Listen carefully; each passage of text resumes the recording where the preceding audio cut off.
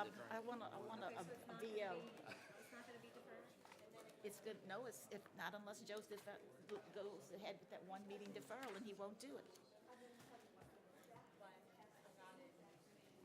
And I'm not gonna go against the district councilman, and neither is Michelle. But I do think you're wrong in putting it on a supplemental. And from now on, I'm not gonna let anything between now and July 1st go on a supplemental.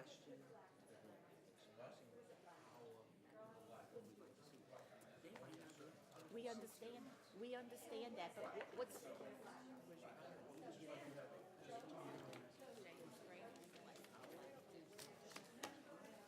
Joe, you're playing politics right now, being hard at us. You're playing politics right now.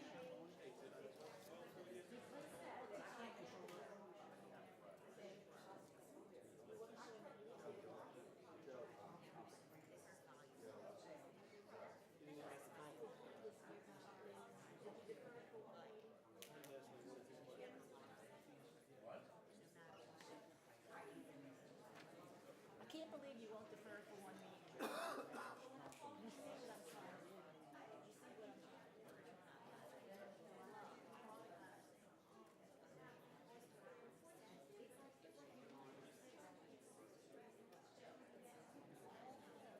Or if not,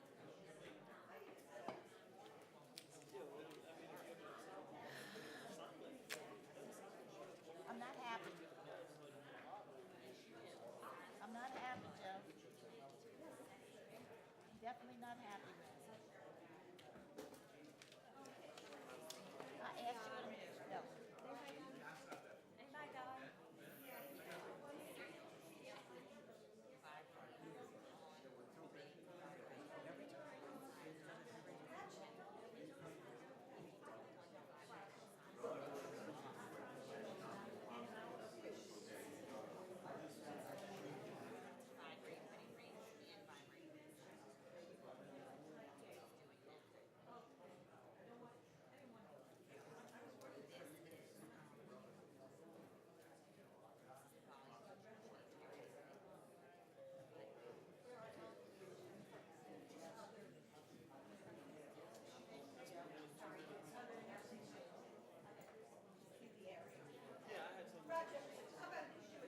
Is that good? I think that's pretty broad. Myself included.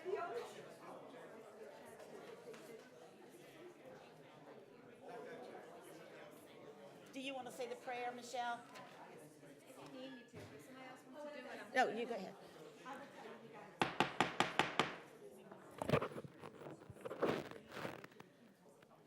We will now call the regular Kenner Council meeting for February 7th to order.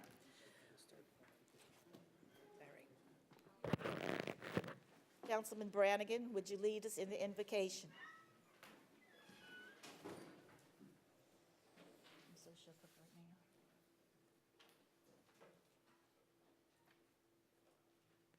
It's on, ma'am. Let us bow our heads. Heavenly Father, as we gather here this evening, we want to thank you for all the blessings you bestowed upon the city. We want to ask for your blessings of wisdom here tonight, that we act in the best interest of the city of Kenner. We want to pray in a special way for all of those who'll be out this weekend and next week for Mardi Gras, that we have a safe holiday weekend. And we pray for good weather for those revelers, but most importantly for the safety of everyone. And we want to pray for our elderly. Councilmember DeFrancis visited with the members of Chateau Living Center, whose only request was that we pray for them. And so let's be reminded about our elderly and the value that they are in our community. So we pray for those at Chateau Living Center and all other living centers in Kenner and throughout Jefferson Parish. In your name, we pray for all these blessings. Amen. Amen. Councilman Stagney, would you lead us in the pledge? Allegiance to the flag of the United States of America and to the republic for which it stands, one nation, under God, indivisible, with liberty and justice for all.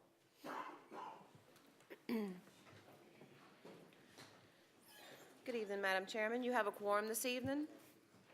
In accordance with Council Resolution Number B 14550, please be advised that all cellular telephones Pagers, beepers, and other devices of this nature must be deactivated or silenced throughout the council meeting. The consent agenda this evening. Item 1, approval of minutes, the regular council meeting of January 17, 2013. Item 2, approval of alcohol beverage permit applications. 2A is a resolution granting an alcohol beverage permit to Friends of Rivertown for Monday, February 11, 2013, at 415 Williams Boulevard, being property owned by the city of Kenner in Kenner, Louisiana. Item 3 is approval of bingo and public gathering applications. Item 3A is application number 1729-13, the city of Kenner to hold a public gathering for Lundi Gras 2013 on February 11, 2013, from 10 a.m. to 4 p.m. at 400 Williams Boulevard.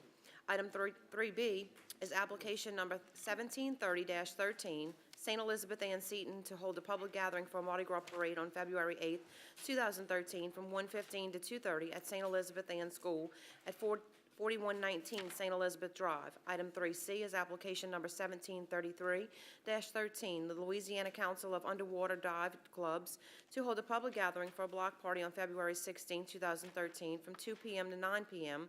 in the 4300 block of Lake Trail Drive in Kenner, Louisiana. Item 4 is correspondence, reports from the mayor and us department heads. We have none. Item 5 is acceptance, rejection of bids requiring an expenditure of less than $5,000. Item 5A is a resolution accepting the responsive bid received from Vehicle Parts and Equipment Company Incorporated in the amount of $44,550 for the purchase and installation of 14 push bumpers in 2012 model year Chevrolet Caprice Police sedans as per specifications contained in letter bid T12-1491 for the Kenner Police Department. Item 5B is a resolution accepting the responsive bid received from Staples Sporting Goods in the amount of $3,533.40 to furnish 5 folding volleyball judges' stands with protective padding in accordance with telephone bid number T13-1980 for the Department of Parks and Recreation. Item 5C is a resolution accepting the responsive bid received from LA Fabrication LLC in the amount of $4,500 to furnish and install additional iron railing and to repair and paint the exterior iron railing system at the Martin Luther King Community Resource Center in accordance with telephone bid number T12-1960 for the Department of Community Development. Item 6 is change orders requiring an expenditure of less than $5,000. We have none. Item 7 is acceptance of committee findings for final passage. We have none. Item 8 is subdivision ordinances for final passage. We have none. Motion by Councilman Brannigan, second by Councilman DeFrancis. Please vote. Madam Chairman, motion passes 7-0 for the consent agenda.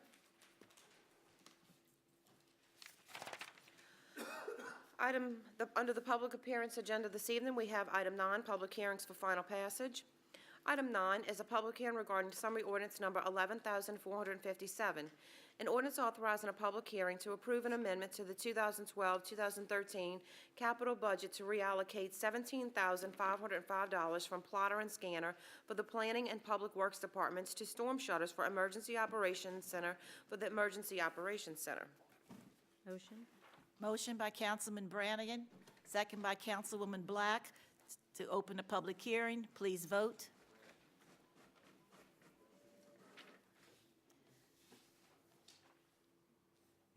One more vote, please. Madam Chairman, motion passes 7-0. We're now in a public hearing regarding summary ordinance number 11,457. If there's anyone in the audience who wishes to address this piece of legislation, please come forward now. Motion. Motion by Councilman Brannigan, second by Councilman DeFrancis to close public hearing. Please vote. Mr. Denopoulos? Closing the public hearing. Madam Chairman, motion passes 7-0. Motion by Councilman Brannigan, second by Councilman DeFrancis to approve. If there's no discussion, please vote to approve. Wait, Councilman, I'm sorry. Councilman Stagney's name is in I'm the queue. sorry. Excuse me. Councilman Stagney, you have the floor. Thank you, Madam President. Mr. Quigley, last year, we passed the capital budget, and there was money for storm shutters. How much was that?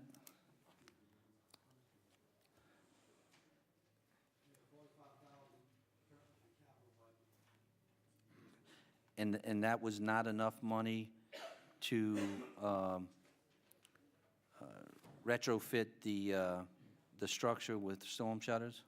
Right, if you look later on in the agenda, item 15B is approving the shutters. The shutters are going to cost a little over $61,000. So with the 45 we have and with this 17, we have just enough to do it. But let me just comment that I think we've sent a letter to the clerk that there was an issue with the bid, and we're going to ask to take it, indefinitely defer it or remove it, because we're going to have to bid it out.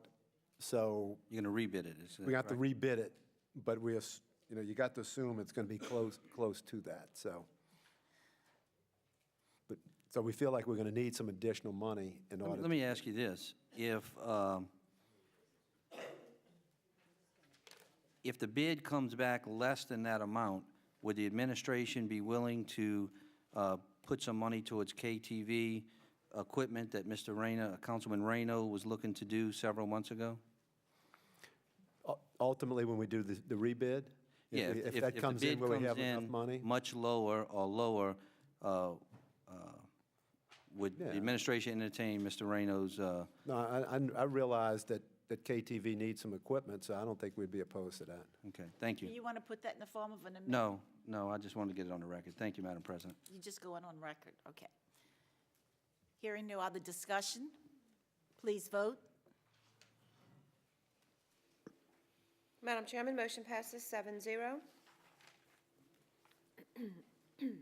Item 9B is a public hearing regarding summary ordinance number 11,458, an ordinance authorizing a public hearing to approve amendment number 1 to the fiscal year 2012 Community Development Block Grant Action Plan budget for the Department of Community Development. Motion by Councilman Carroll, second by Councilman Stagney. Hearing no discussion. Oh, excuse me. To open a public hearing, please vote. Madam Chairman, motion passes 7-0.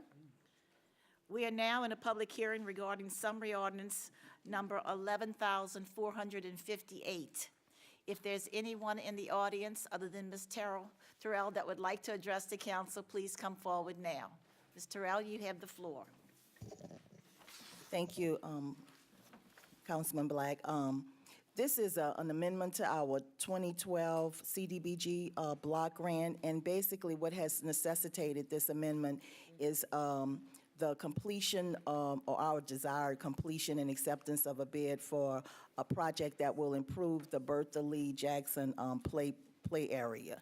And so the different line item changes that's being presented, I basically wanted to go on record for the citizens to know it won't affect any of the services or programs that we've previously had planned in the past, and they will be refunded next year.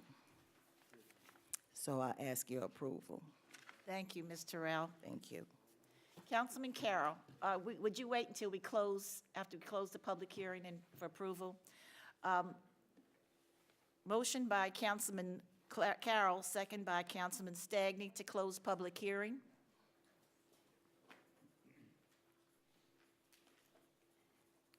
Madam Chairman, motion passes 7-0. Motion to approve. Councilman Carroll, would you put your light? Your motion would be Carol Stagney? Councilman Carroll, Councilman Stagney to approve. Councilman Carroll.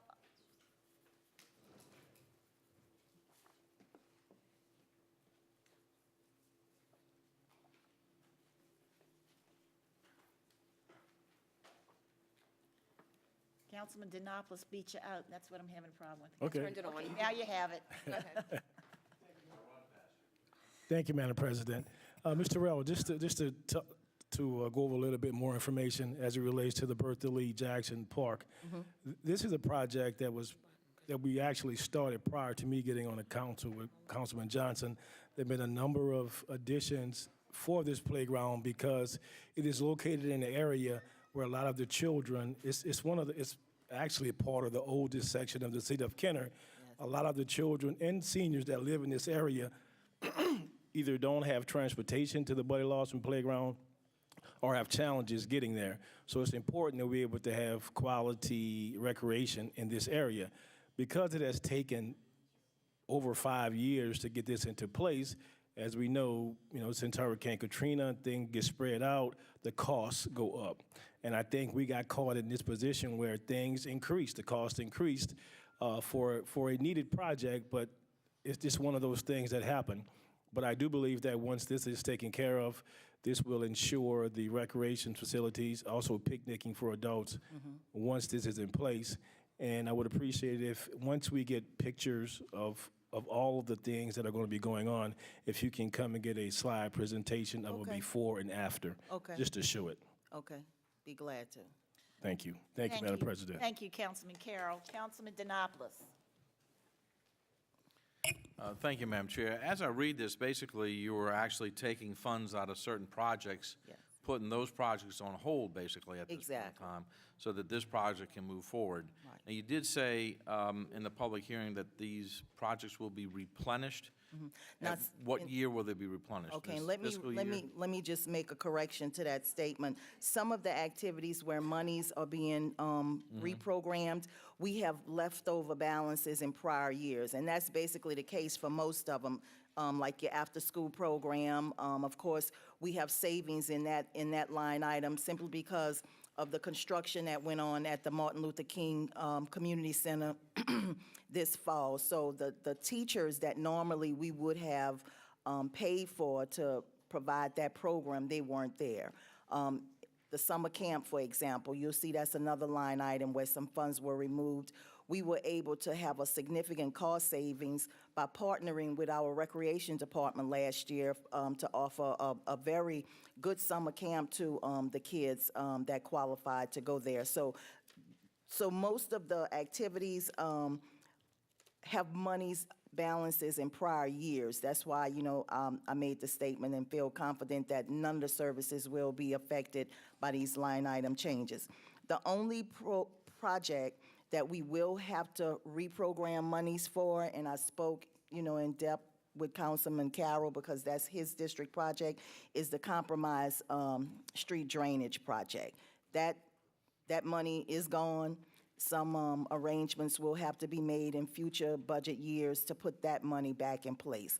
But all of the others, we have balances that will address those. So, I mean, since we're amending the fiscal year 2012, and we're how many months into fiscal 2012 right now? 8. 8 months, nobody came for neighborhood revitalization? We didn't spend any money on that at all? And last year, it was the same thing. We started that program working closely with our code enforcement department, secure names of the property owners in the targeted area where we were working, and we've had very few applications, none that would require us to have to use this year's money. Again, you have monies in prior years for that activity. With neighborhood revitalization, we budgeted funds in 2010, 2011, and 2012. That's why when we, And reprogram the 2012, it's not impacting the activities of that program right now. And right now, we really don't know what they're going to give us in 2013. No, And we know it's probably going to be less. yeah. It's been less every year, Unfortunately. hasn't it? Okay. Yes. All right, I see that, the money is definitely going to a good cause, but these other programs are just as important. to They me. are. And, maybe when we see the 2013, the Community Block Grant Committee can sit down and really hammer out how we can still preserve some of those programs that right now we're just going to have to put them on the shelf. Okay. Appreciate it. Thank you, Madam Chair. Thank you, Mr. Denopoulos. Councilman Carroll to close. Thank you, Madam President. I just want to be clear, and I want Ms. Terrell to repeat it, that the project for the Felix and Compromise is not canceled. No. The money has been moved, but it will be put back for the drainage situation problem that we're having right there. Exactly. So, We'll have, I would say, and I know, Mr. Jose Gonzalez probably knows better than I do, but I would say giving a good estimate, a year, we'll be working with the design consultants, doing the necessary preliminary work in order to get us to the point of getting to the bid phase. So you have, a year to reprogram future monies to address that project. Okay, I just wanted that to be clarified, because the last thing I want it's is not- we still people working from that on it. neighborhood to say, well, you've taken the money away, we're not working on it. It's also part of the revitalization of Williams Boulevard. Exactly. That will also help In the drainage Rivertown. in Rivertown. So, Exactly. thank you very much. Thank you, Madam President. Hearing no other discussion, please vote. Madam Chairman, motion passes 7-0. Item 9C is a public hearing regarding Resolution Number B 16313, a resolution authorizing the City Council for the City of Kenner to hold a public hearing on Thursday, November 15, 2012, to determine whether or not the building located at 3045 Tupelo Street, Kenner, Louisiana, should not be repaired or demolished. Madam Chairman, we've received a request this evening for a one-meeting deferral. Thank you. We have a motion by Councilman Carroll, second by Councilman Denopoulos for a one-meeting deferral. Please vote. Madam Chairman, motion passes 7-0. Item 10 is opening of bids. We have none. Item 11 is reclassification of zoning. We have none. Item 12 is other ordinances for final passage. We have none. Item 13 is resolutions and motions by council members. Item 13A is a resolution authorizing the administration to accept the Municipal Water Pollution Prevention Environmental Audit Report for the period of December 2nd, 2011 to November 30th, 2012, and to inform the Louisiana Department of Environmental Quality that the following actions were taken and additional actions will be taken by the City Council. Motion by Councilwoman Brannigan, second by Councilwoman Black. Would someone give us a brief explanation in regards to this legislation? I guess that will be me. This is nothing but an annual report required by DEQ as part of a permit process that would allow us to discharge treated sewage into the Mississippi River. As part of this report, we have to outline, and that's what the legislation does, outlines accomplishments that have been made with regards to improvements to the sewer system during that reporting period, which was December 1st through November 30th, and also accomplishments that we intend to accomplish during the next year's reporting period, which is during the same period. So all those projects are outlined in the legislation, and it's part of a permit process. Thank you, Mr. Gonzalez. Very succinct explanation. Appreciate it. Please vote. Madam Chairman, motion passes 7-0. Item 13B is a resolution requesting the mayor to submit a budget amendment to reallocate unutilized capital funds for the purchase of upgraded equipment needed by Kenner TV.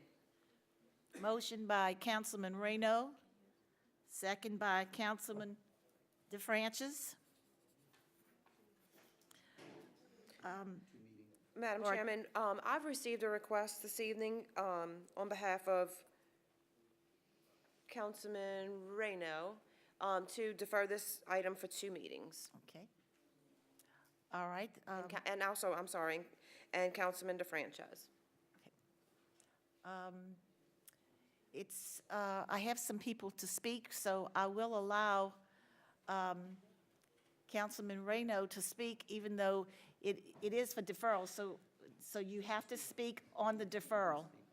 I would need a motion and a second on the It's by deferral. Councilman Reno, second by Councilwoman DeFrancis. Thank you. Okay, I'm going to give the floor to Councilman Reno. Thank you, Madam President. I requested this deferral because we're trying to work out getting all the money that is needed for KTV to do the upgrade.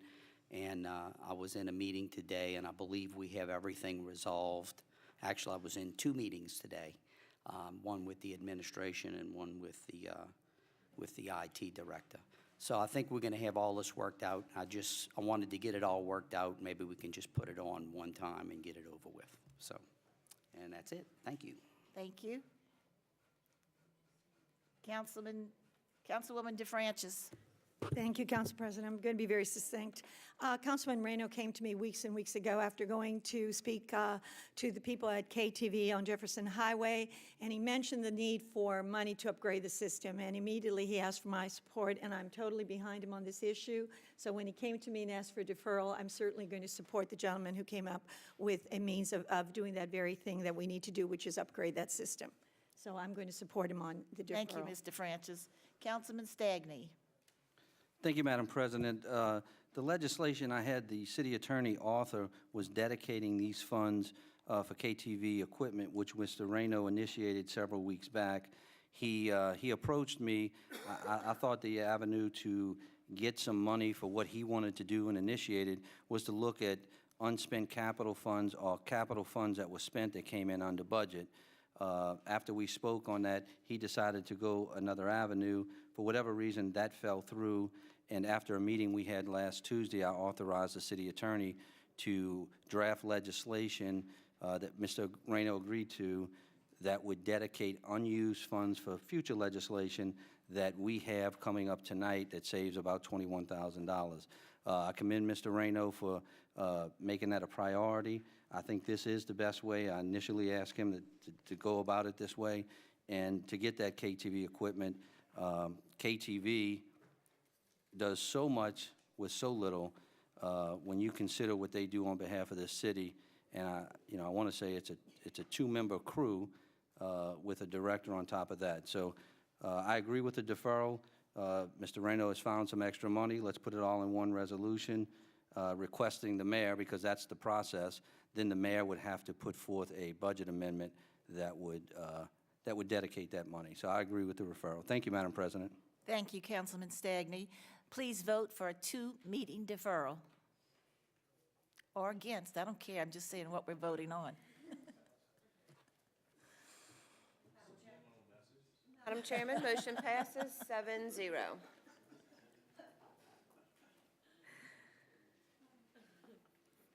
Item 13C is a resolution requesting that the Jefferson Parish Council change the precinct boundaries of Kenner precincts K-17 and K-18 to allow the residents of Arizona Avenue, Arkansas Avenue, and California Avenue, located within Kenner Council District 2 and currently located in Precinct K-17, to be moved to Precinct K-18 to afford those residents greater and more convenient access to their voting precinct.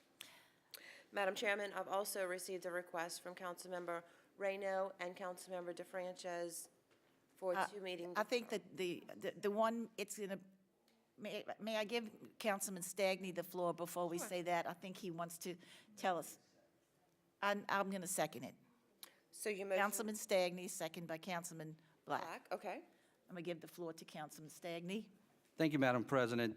This resolution is asking the parish council not to move any precincts. It simply is asking them to redesignate the residents that live in District 2, 1 block on Arizona, 3 blocks on Arkansas, and 3 blocks on California, so that they are redesignated to K-18, where they would vote 3 blocks away, as opposed to voting more than 6 blocks away, having to cross West Esplanade.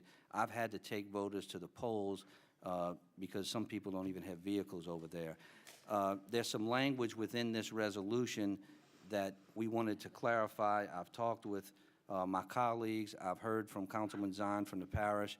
We're going to defer this for one meeting, but I think this is something very important. It only affects the voters in District 2 where they would vote, and it would disenfranchise them further to continue to have them going further away when they wouldn't have to. So I'm going to defer this for one meeting, but on all of my colleagues' desk, there is almost a substitute resolution that just clarifies precinct boundaries to precinct designations. I'm going to defer for one meeting, but I may well put the new resolution on the next meeting. So please read what you have, and we'll look at it next meeting. So I'd ask for a one-meeting deferral, Madam President. Thank you, Councilman Stagney. Councilman Denopoulos, did you wish to speak on the deferral? You have the floor. First of all, I mean, it's good that this council is going to sit here and discuss this, but once again, I want to commend. Madam Chairman, Do I have the floor? I'm sorry. One moment. I just need a motion and a second for the Motion- one meeting deferral, if you One could motion by clarify. Councilman Stagney, second by Councilman Black. Thank you very much. I just need to know. Yeah, and now sorry. Councilman Denopoulos, you have the I floor. just had to have that. Thank you. No, that's fine. Procedures are good. On the deferral. First of all, I am definitely talking on deferral, Madam Chairman.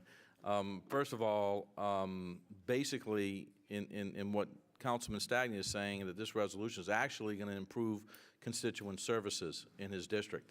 I want to commend him for looking at those issues, because a lot of times our constituents look at, why do I vote here, when all of a sudden I can walk one block down the street and vote in this location. And I can tell you that in my district, we moved a lot of the voting Deferral, precincts. please. It's on the deferral. It's all about the same thing, okay? It's about precincts, okay? Thank you, Madam Chair.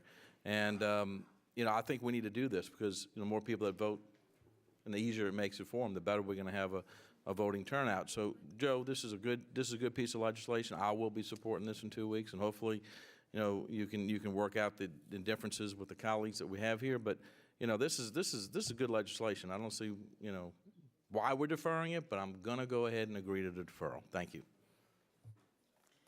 Councilman Reno. Thank you, Madam President.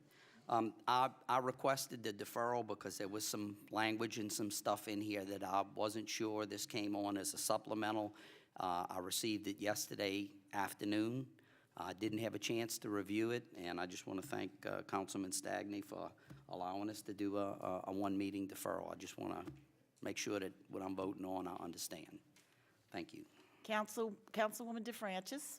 Thank you, Council President. Again, I am appreciative of the deferral. I, too, received it very late Thursday evening. I had one meeting after the other, skipped lunch and dinner, I can honestly tell you, and did not get the legislation until late that evening because my assistant was kind enough to drop it off in my mailbox. And when we put things on the supplemental, major pieces of legislation, it's difficult to do the research you need to do or talk to the people with whom you need to speak. So I really do appreciate having the time to do that. I think that's something we all have to do, is due diligence whenever we're voting on something that impacts the public. And many times, I know some things look great until after we analyze them. I have already told Councilman Stagney that I agree with his proposal, but I need to verify a couple of facts before I can make an intelligent decision on it. So I do appreciate the fact that we're going to have the time to do what we need to do, and that is make sure that we have all our facts prior to the vote. Thank you so much for the deferral. Thank you, and I'd like to speak on the deferral also. I've always said that good government is achieved through communication and cooperation. In this instance, we had some questions and some it could have developed into a controversy, and Councilman Stagney graciously stated that he would defer it for one meeting until we were ready to iron out all of the differences. So I am going to be supporting this deferral, but I'm also going to be supporting the legislation when it comes back up for final adoption. Councilman Stagney, you have the floor to close on the deferral, please. Thank you, Madam President. And yes, I'm going to defer. 99% of this legislation passed this council last year. My colleagues pointed out some little clarification with the city attorney's office, and I want to make sure that we go over that and move forward. But I think it's so important that we allow these people access to their precinct, or the precinct that should be theirs, because it's right next door to where they live. I appreciate it. Thank you, Madam President. Never had we had so much discussion on a deferral, but please vote on the deferral now, please.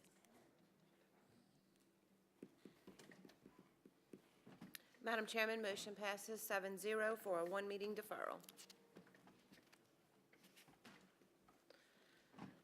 Item 14 is items removed from the consent agenda.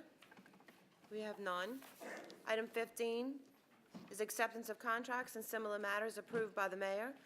Item 15A is summary ordinance number 11,459, an ordinance accepting the responsive bid from Tuna Construction, LLC, in the amount of $200,200 for improvements to the Bertha Lee Jackson Park Project, City Project number 12-6106 for the Department of Community Development. Motion by Councilman Carroll, second by Councilwoman Brannigan. Councilman Carroll, you have the floor. Thank you, Madam. Thank you, Madam President. I know we talked on 9B before about some of the information for the Bertha Lee Jackson Park, which was pertaining to the lighting system that will go up for the basketball court. And we agreed that we're going to have a visual presentation somewhere down the road within the next month or so. But I would like for Director Terrell to step up and just to briefly name some of the projects that are going on at the Bertha Lee Jackson play lot, not playground, but play lot. Play lot. Okay. The improvements that we have planned with the construction of this project will include, of course, lighting.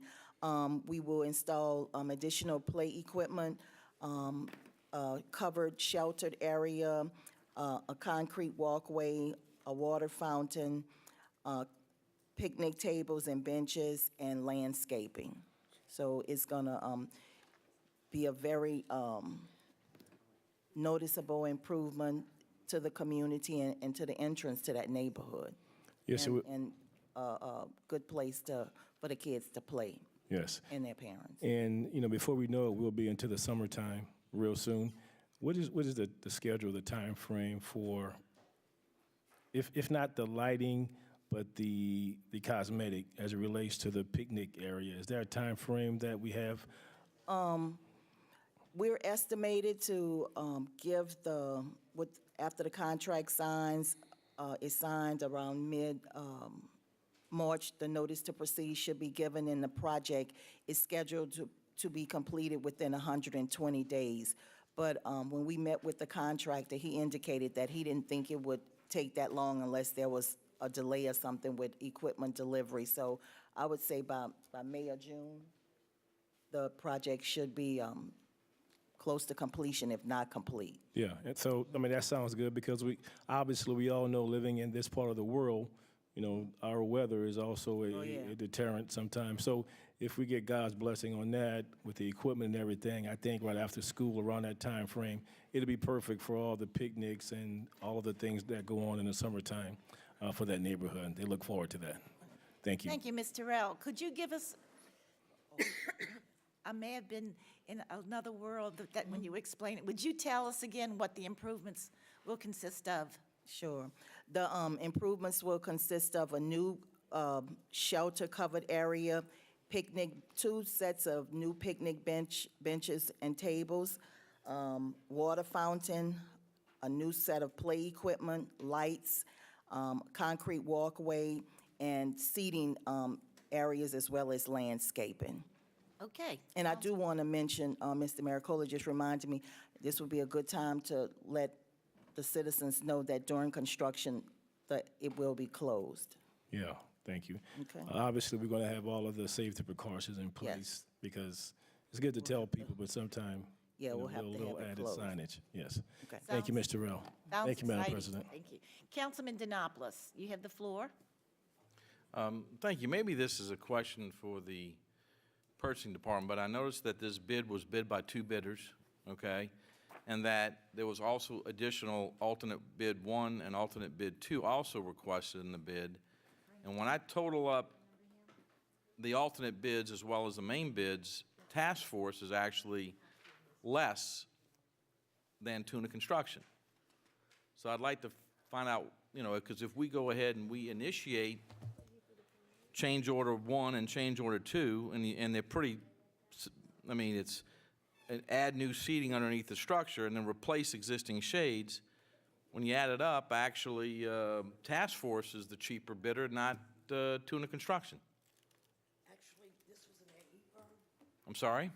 AE firm and they did the recommendation. It was a recommendation letter from them. Apparently, Yeah. I don't have the backup to look at. Well, Apparently, they're not taking all the On the back alternates. page, there's an asterisk that said, please note that the amounts called out at the bid opening for task force were incorrect. The correct amounts are shown above. So alternate 2 was not actually $5,095, it was actually $50,000 not. So their actual total bid was $245,650. That's, All right. I'm just looking at the bid tally sheet.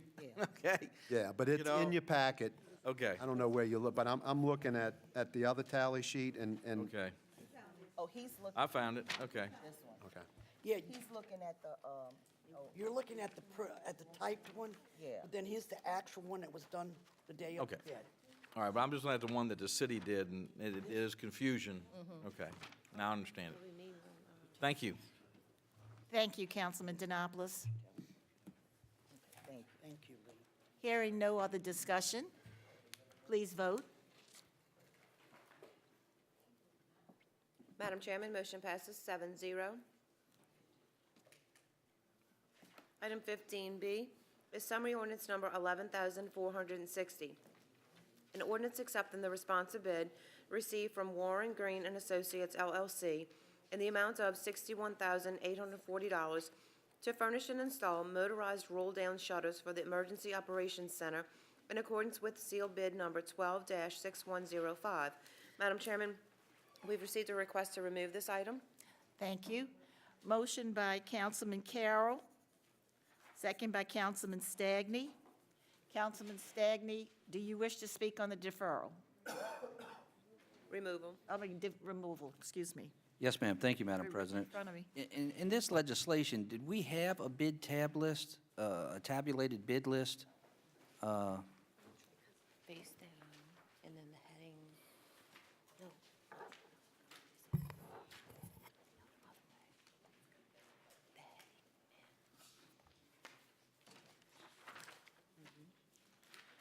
I don't see one in the packet. I have to call. Yeah, I was just going to ask. I have you one. You said we were going to, well, we didn't get it. Y'all said we were going to rebid this, we had to, so we're going to remove it. I would just ask if, in the documentation, when y'all send it to us, include that bid tab list. That's Yeah, I'm something I think we surprised all that's look not at. in there because typically. I'm the sure it was just tab an sheet's in oversight. there. We knew you were going to remove this anyway, so, thank you. Was there only one bid? There were 3 bidders. Okay. We Two only of those have the one. bidders were declared non-responsive. This was the second low bid, but this bidder cannot supply a payment bond. Therefore, we cannot accept this Okay, so- low bidder with a payment bond, so we're going to re-advertise. Well, okay, so that's the reason for deferral, is re-advertisement. Okay. Please vote.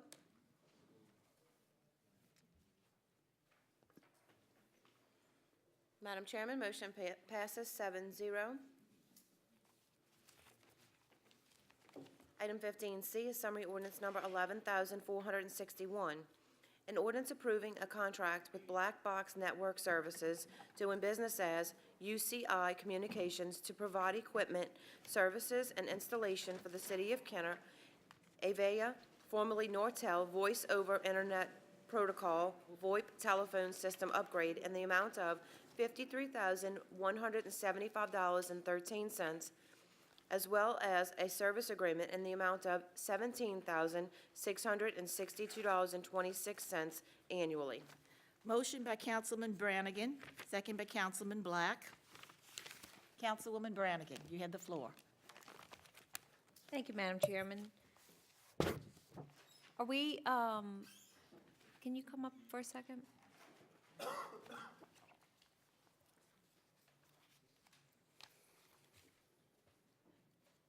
Ms. Wackersback, could you tell us, I'm trying to see which of the 2 legislations is present. Do you have a presentation on this legislation? No, it's the next piece. It's the next one. Okay, well, then you want to just give a brief synopsis? I know you met with all the council members about For what- this Yeah. piece? Sure. This is just to, as you all might recall, for the capital budget, we requested funds to upgrade the city's voice over internet protocol telephone system. Our current provider provided us a quote for this necessary upgrade.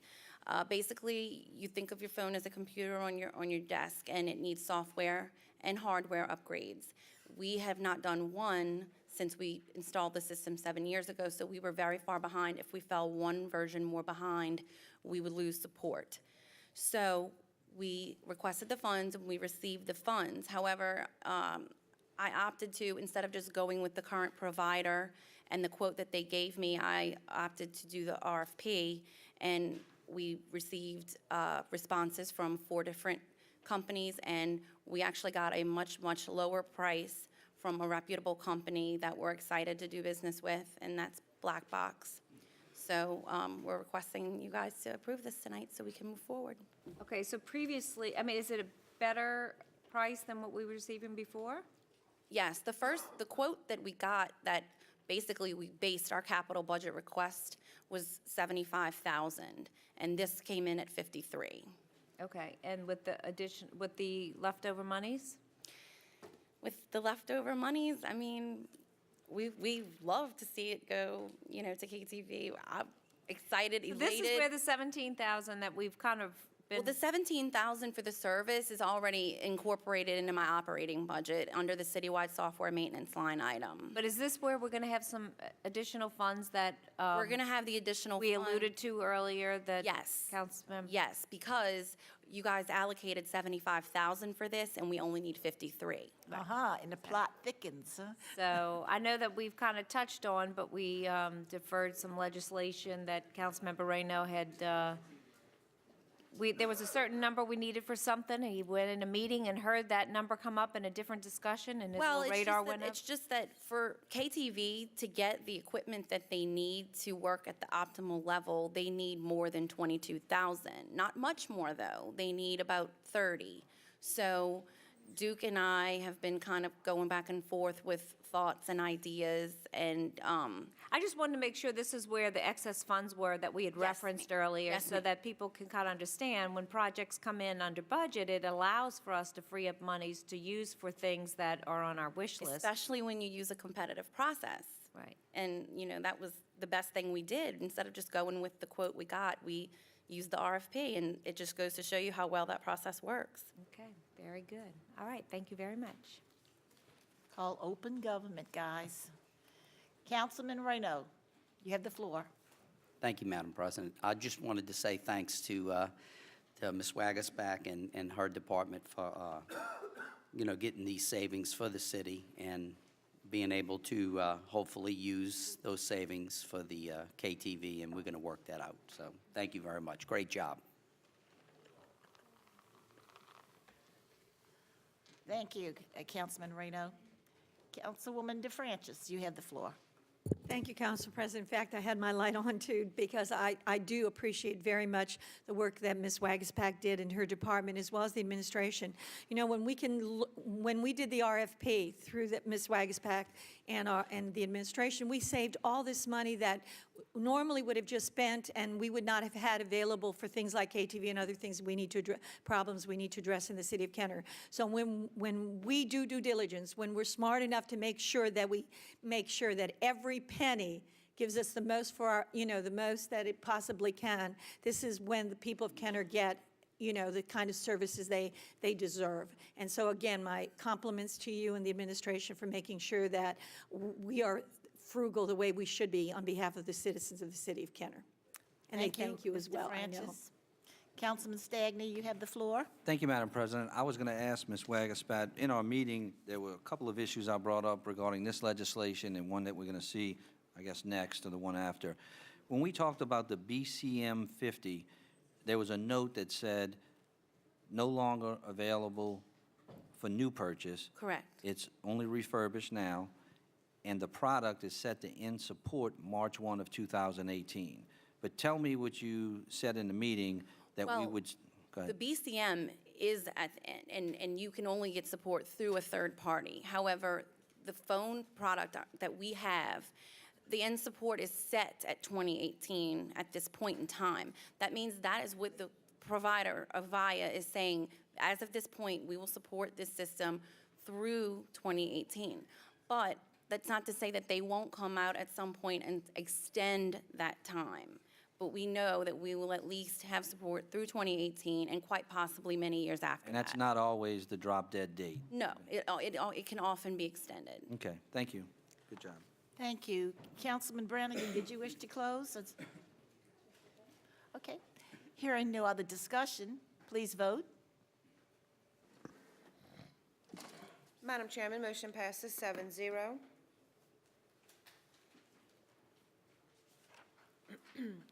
Item 15D is summary ordinance number 11,462, an ordinance authorizing 6 service agreements with TW Telecom Holdings Incorporated to provide the city of Kenner with internet, telephone lines, long-distance, and related telecommunications connectivity services for a term of 3 years for all services acquired for the Department of Information Technology and Telecommunications. Motion by Councilman Brannigan, Second by Councilman Black. Councilman Brannigan, did you wish to speak first? Open, because Councilman Carroll, you have your light on. So would you please remove your light, Mr. Carroll? Councilman Brannigan, you have the floor. Thank you, Madam Chairman. Ms. Wagasback. Do you want to give us a synopsis? And I think this is, I would love to, and I have a little visual to kind of go through what our initiative is with this piece of legislation. First off, I'd like to say that we are very excited about this piece of legislation, as are the other city departments. Basically, we were a solution was submitted to us by TW Telecom, who is gaining a presence throughout this area, but they're a nationwide company. TW is Time Warner. They have contracts with local municipalities, City of New Orleans, Jefferson Parish, different, and their presence is becoming more and more throughout the area.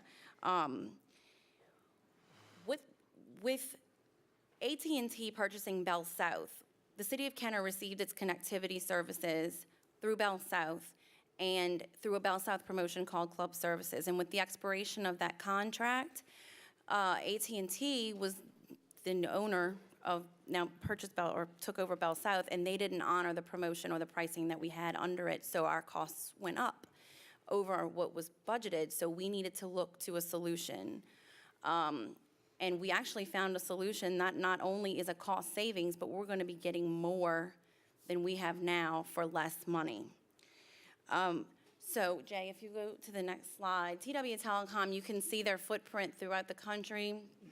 Those are just, where they're located. You can go to the next one. These are some of their clients, and it's cut off on the edges, Facebook, Avaya, Pepsi, all well-known companies, that everyone should be familiar with.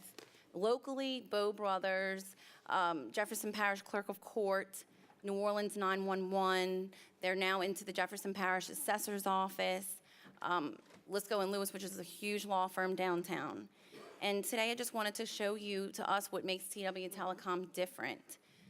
Their customer service makes up 2/3 of the employees in their company. 46% is dedicated to customer service. Also, they have a local presence, and to us in IT, that's what's most important, is that we can call someone that's just a few miles away, that has support that's just a few miles away, as opposed to having to call Atlanta or Lafayette.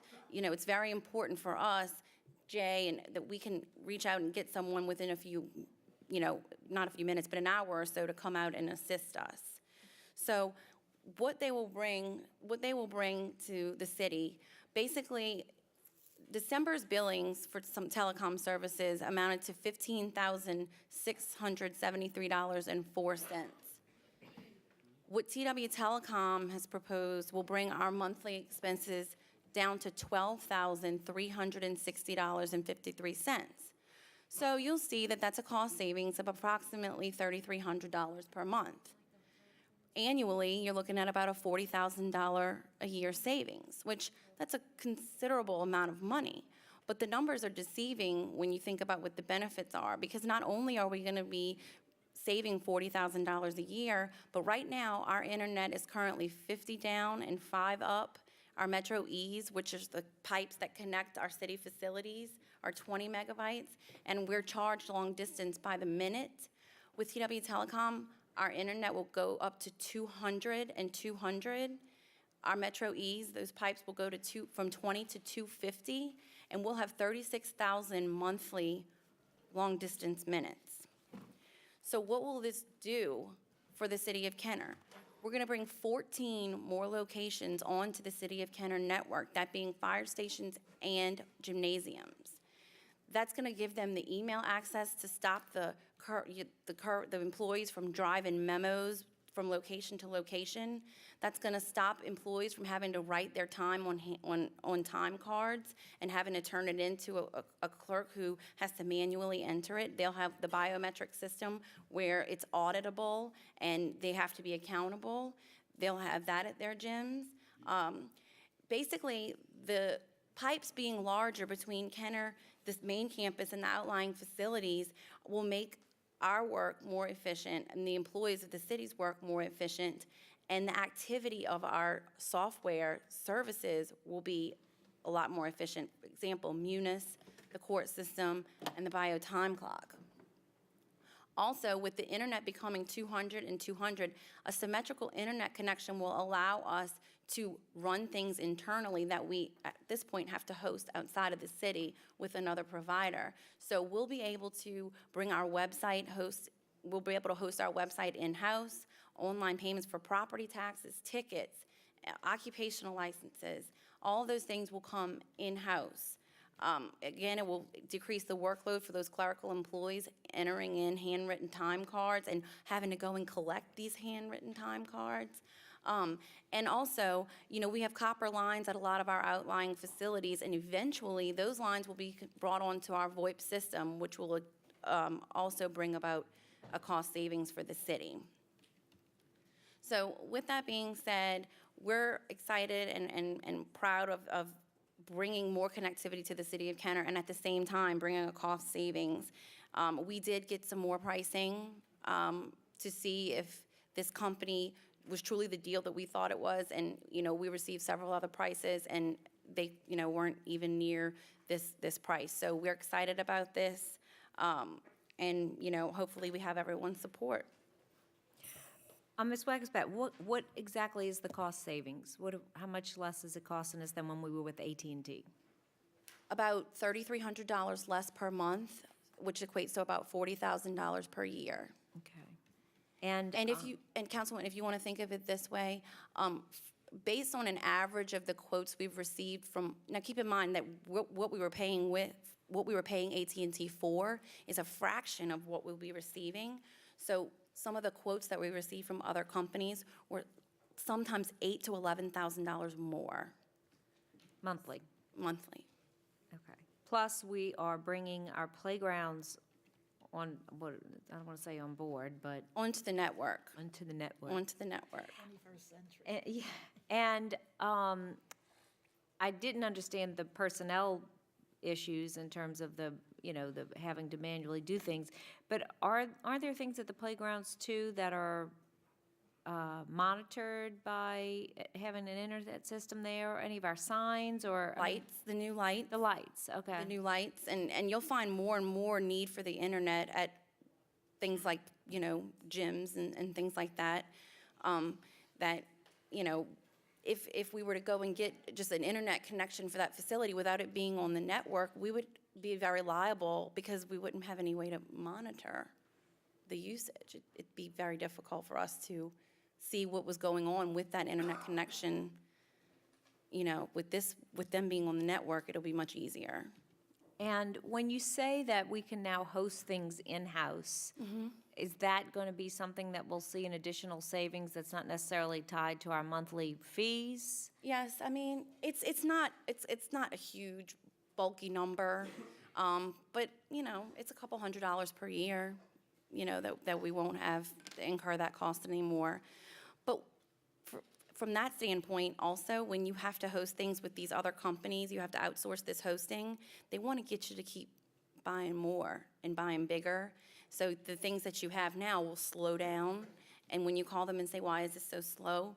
And they say, well, you need to, upgrade to this, and you need to upgrade to this. And we're kind of seeing that right now. So we pay for to pay bills online. We pay somebody to host that and kind of just the connect. Just I don't know what the word would be. Just to host the. We pay for partial connectivity on the hosting. It's actually the website is hosted offline offsite, and we have a lot of issues upgrading it and changing it. Oh, I'm sorry. We have a lot of issues upgrading the website. When we try to get into it, sometimes we can't get in to change things. Those kind of issues will be corrected if we have it in-house. We'll have no problems changing it. So how do we do it now?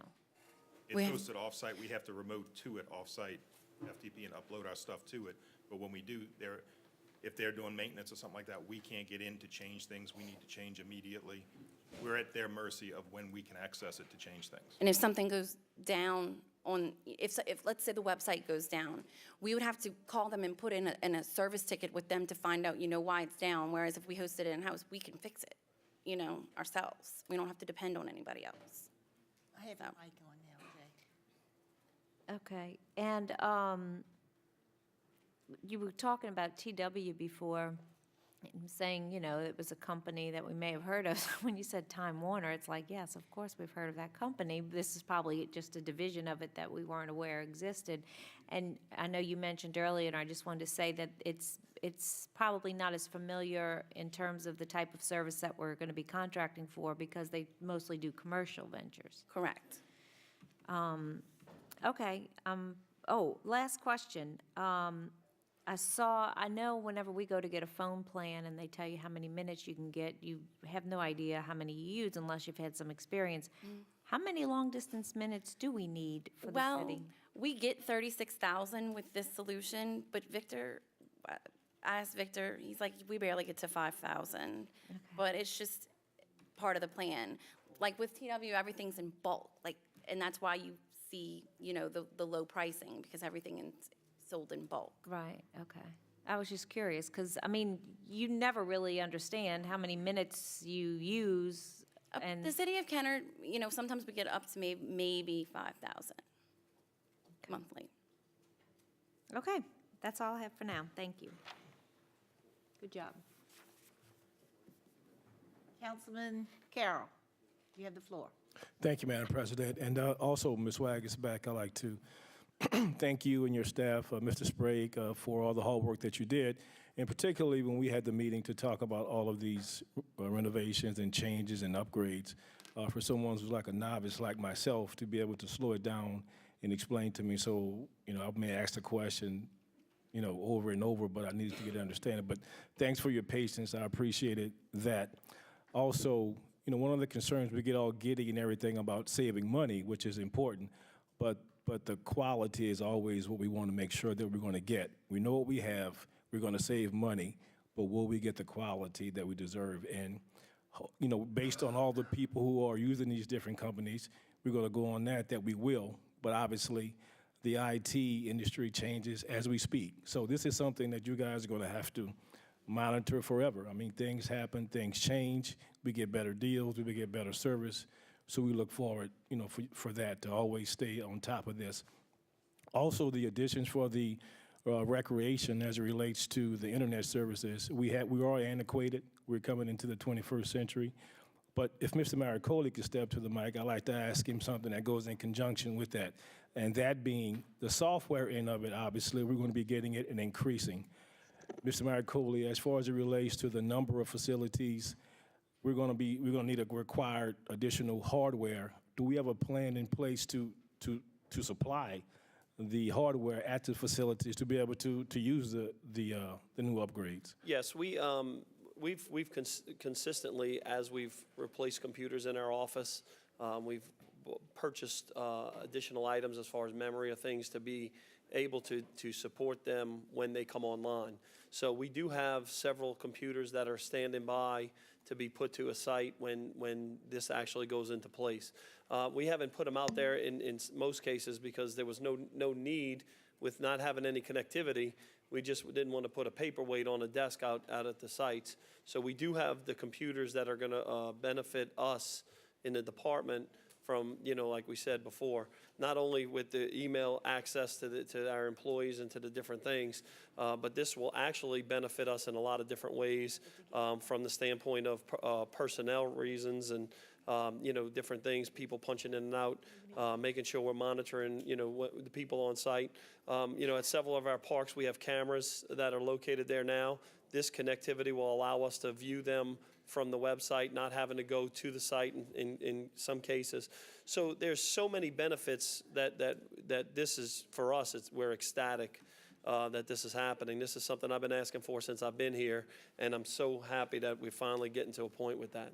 So each 10 or 11 gymnasiums will have the hardware computer, and which will facilitate what you've been asking for a long time. So everybody's going to have it. Is there a schedule in place when, or once this come online, is there a schedule in place to put it at the gymnasiums? Well, from our standpoint, we have the computers in our possession now. So, I mean, as the connectivity starts happening, we'll be able to get them up immediately. And the other thing is we just hired a computer instructor, or we're in the process of hiring a computer instructor. So the other benefit, we'll be able to teach our employees how to use it, because some of the employees at the parks don't have the knowledge or don't have a lot of the skills to do this. So now we're going to also have the added ability to teach them some of, now that's just from our standpoint, not from anything they're getting, unless they want to throw in computer lessons. But the bottom line is, so we're going to be able to train our employees. But yes, to answer your question, as these sites become active, we'll be able to provide them with a computer. Okay, I'll just ask that once things are being put in place, that you can just notify my office as all 10 or 11 are sufficient with the hardware that they're going to have. Absolutely. All right, and it's good to hear about the additional computer support, because as we talked about before, there are some things that we talked about specifically that we may be able to piggyback on to give support for the additional support. Right. Thank you very much. Thank you, Madam President. Thank you, Mr. Carroll. Councilman Reno, you have the floor. Thank you, Madam President. Ms. Wagasback, the contract that we had with AT&T, was it a term contract? I noticed this one's for 3 years. So it was a month-to-month? Well, AT&T, the Bell South contract was a term contract, but once that contract expired, typically for a service contract like that, you would go month to month with the same pricing held.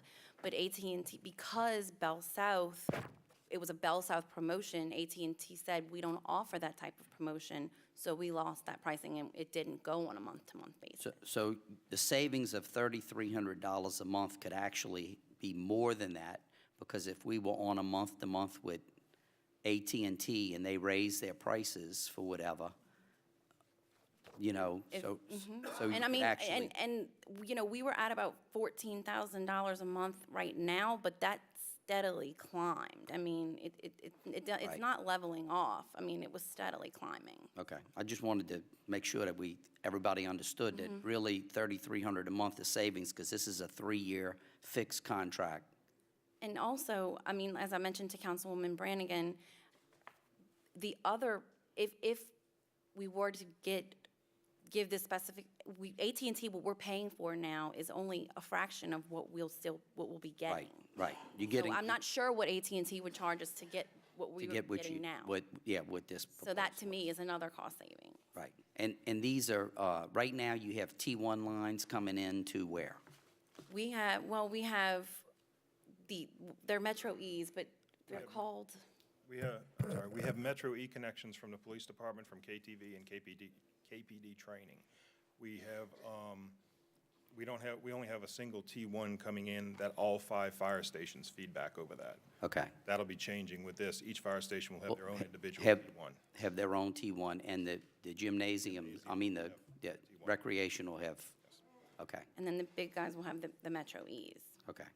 And this will also allow the city, maybe in the future, to do energy management, centralized energy management of all of the gymnasiums and all, where the air-conditioned units and lights and everything can be controlled from one central unit. Yep, absolutely. Okay. Thank you very much. Y'all did a great job. Thank you, Councilman Reno. Councilman Stagney, you have the floor. Thank you, Madam President. And I agree that the benefits to fire and recreation departments are outstanding. We talked about something with recreation, but complaints, from the playground, they say they send it. Administration says that they don't get it. And so this ought to take care of some of those complaint issues. I had a couple of questions, the same ones that I brought up during our meeting, and I appreciate both of you briefing us and letting us know what's going on, how it's going. One is, you only bring the lines and the connectivity to a certain point, a demarcation point. From that point to inside, anywhere we go, who's responsible for that cost? Well, Let me ask it a different way. okay. All right. Is there going to be any additional cost because we're responsible from that point to inside any of the buildings? No, because what we need is already in place. So we have everything in Yes, place? and that's a very good question, because that was one of the things we needed to verify, was even though we have this wonderful opportunity, we needed to ensure that from the demarcation point to our facilities, we had what we needed in place to facilitate this. Okay. Currently, who maintains that if it's already in place? Do we do that in-house? It's held, Yes, sir. Mr. Sprague? Yes, sir. So what we talked about at the meeting is that even though we're going to be expanding, you're going to be doing that in-house. Are we going to be required to hire someone else or bring someone else in to help? Or is this something that we can basically still handle in-house with what we have? It's not going to change much of what's in-house because as far as the outside connectivity, that will all be by the provider to maintain that. It's only what's in-house in our server room, and that's pretty much not going to change. It's going to stay the same. One of the, on the spec documents, the bid documents, on page 1, one of the problems that I was very concerned about is if you make a 911 call from within a public facility, the number may not actually show up where the person is using the phone. And I had some questions about that because I don't know where the demarcation points were. And let's say we had an incident on a playground. That number may show up to the 911 different. And I thought that was a loophole. And I'm going to ask Mr. Sprague, what are we going to do, or are we going to do something to close that loophole so that we know if someone calls 911 from within a public facility, that we know where they're calling from? Yes, sir. We have presently been trying to contact AT&T for a couple of weeks to work on this issue. They did get back to me today, and he should have all the information late tomorrow or because of the holiday Wednesday of what it's going to take to correct that issue. As far as the proposed provider, we've already contacted them, and they already have all the information ready for us to correct that issue. As far as the parks and all go, initially, when these connections are put in, they will still be on the copper lines for a short time at the parks. Once they are brought onto the VoIP system, that will be corrected one at a time as the parks are brought on. So that's called enhanced 911? Oh, I'm sorry. Yes. And we feel pretty certain that if an employee of ours at a facility calls 911, that we'll know where they're calling from. would you, Lisa Phillippe's here with TW? Absolutely, Would you yes, mind if she just kind of elaborated a little bit on E911? Because it's really, and what it can do? I'm sorry, thank you so much. Voice services in the past have been traditional, like home phone lines and office phone lines.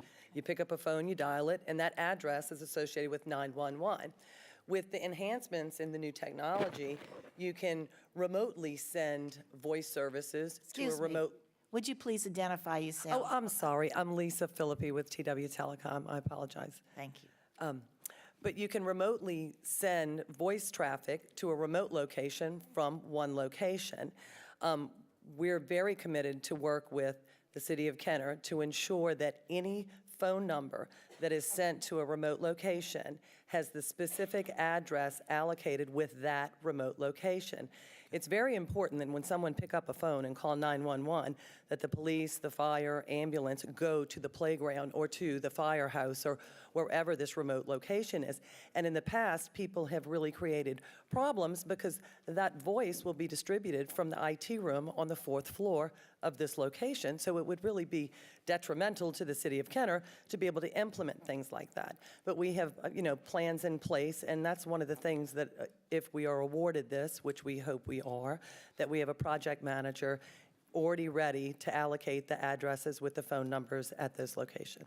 No, I appreciate that. The IT department has done an excellent job, and Mr. Sprague alluded to that when we spoke at the meeting. That was the only glaring problem that I had, was a really big safety issue. But I think we've covered that, and as long as that goes in place, I think this is excellent. The savings is going to be great, so we appreciate it. Well, thank you. And it's been a lot of fun working with your IT team, so thank you. Thank you. Councilwoman DeFrancis. Thank you, Council President. It came off. We'll try to get it on. Can you hear me anyway? Good. I was just going to say, you know, one of the things you alluded to was the fact that our fire stations will come online as well as our parks. Both waste a lot of time with paperwork. I know that for a fact because when I first got into office and I went to all the fire stations to check on problems that had arisen after Katrina, they talked about having computers, but they really weren't of much value because they weren't connected. And I remember very distinctly talking to them about that very issue. It's nice to have a computer, but when you're not connected, really it doesn't have a whole lot of value, and it doesn't save much time, the kind of time that is saved when you have direct connection, when you can do your paperwork, send in your reports, and you don't have to deliver them, write them and deliver manually. So again, for our parks, as well as for the fire station, this is going to be such an improvement and save so much time that can be devoted to, other issues that need to be addressed. And again, the other issue, even with our, with our parks, monitoring them and seeing what's going on and making sure our children are safe, we now have a greater ability to do so because of this very system. So I, again, congratulate all of the IT and the administration. Thank you for doing this for the people of the city. Thank you. And before I give the turn the closing over to Councilwoman Brannigan, I just want to comment that very impressive presentation. Jay Sprague has always come through in tough times, and Valerie, you have done a great job, and I want to thank you for bringing the city of Kenner up into the 21st century. I must admit, some of the things you were talking about, not being completely computer savvy, kind of went over, but I trusted you, and I know that you're doing this, and besides saving us some money. So I want to thank you, too. You're very valuable assets to the city. Thank you. Councilwoman Brannigan to close. Thank you, Madam Chairman. And I know everybody alluded to it earlier. Councilmember Carroll was the one who reminded me to touch on it again, that your patience with us in our limited ability to understand how a lot of this works also goes to the fact that you speak our language to us. So you try to make us, you try to speak in terms that we can understand. And what is so amazing is that we're always kind of surprised and appalled when we hear, like Councilmember DeFrancis said, when we heard that the fire stations had computers, but they weren't online. It was difficult for us to comprehend why we had that hardware in the first place if there was no value in it's being used. And then again, when we hear that the playgrounds are still sending, well, it used to be Gus. I don't know who goes around and picks up everything from the. Who does? Joe Conover. Oh, well, of course. Yes, that we still have somebody going around and picking up things at each playground, memos and time cards. It's amazing. Is there anybody else that we should be aware of that is still not that antiquated, that's not online? Any of our facilities? Are we all going to be now online? No. I'm looking at your face. No. To be truthful, the resource centers are not going to come onto the City of Kenner's network. They have their own separate independent connection, and the reason being is because those computers are open to the public. Okay. And we can't take the liability of them being on the network and possibly not. I guess I'm more concerned about somebody that doesn't have ability hinder rather their than work we've performance? alienated or isolated them. No, it's just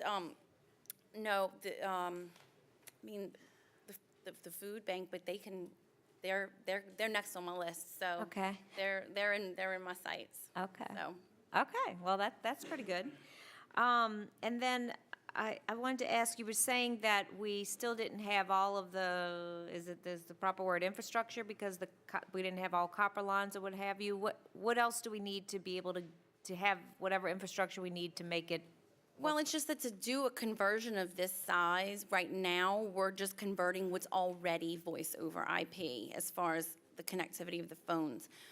In the next phase, we're going to be taking the copper lines, which is like just your simple telephone lines, and bringing them onto the VoIP system, because that's going to be a cost savings. But we can't do it all at once. Right now, we're just going to be converting what's already And when you on take the copper lines, you put fiber optic lines? I No, mean, it's going to be, it's like an internet connection. Like voice over IP is basically, it's an internet phone. So these phones will turn it from plain telephone lines to internet phones. Okay. We won't get rid of all of the copper lines simply because it's, you need to keep some of your hard telephone lines for safety reasons. Just, you lose your internet connection, you lose your phone capability. So we'll still keep some of them, but we'll be converting the majority. Okay. And I guess, let's see, what was my last, when would the new contract go into effect? When would this start? Should we vote it in tonight? Should you vote it in tonight? The process, I mean, that was another thing I was going to kind of go over. There's a process that CW, should they win. Should they get the nod? There's a permit. We're thinking June, but there's a permitting process that she's got to go through with, and some steps, but we're hoping June 1st. Okay. And this, incidentally, is being brought before the council because It is. under the new charter Yes, ma'am. change, that it's a contract that over the course of the 3 years, I think, that will be contracted, the amount exceeds the 100,000, which is now, because normally service contracts don't necessarily always have to be approved by the council. So this is an example of us understanding what type of contracts we're entering into, I'm this sure is a the lot of first people one in the of this nature community are that'll going to be be coming surprised to before hear, and so, anyway, I just wanted to point it out since it's just came into effect January 1st. Professional services. Yeah, no longer. professional services, right. So this is, I think, our first example. Okay. All right, that's it. Thank you very much again for all your work and information, and I'm sure we still don't have a complete understanding, but I think I feel a lot more informed and I feel a lot better about knowing what we have in the city and that that this is definitely a step forward, a huge step forward. I don't even know the word to illustrate how big a step this seems to be in terms of where we were. So thank you so much, Jay and Ms. Wagsback. I know and representatives from TW. Councilman Denopoulos probably has laryngitis tonight, so we're not going to hear from him tonight. So if that being the case, hearing no other discussion, please vote. Madam Chairman, motion passes 7-0.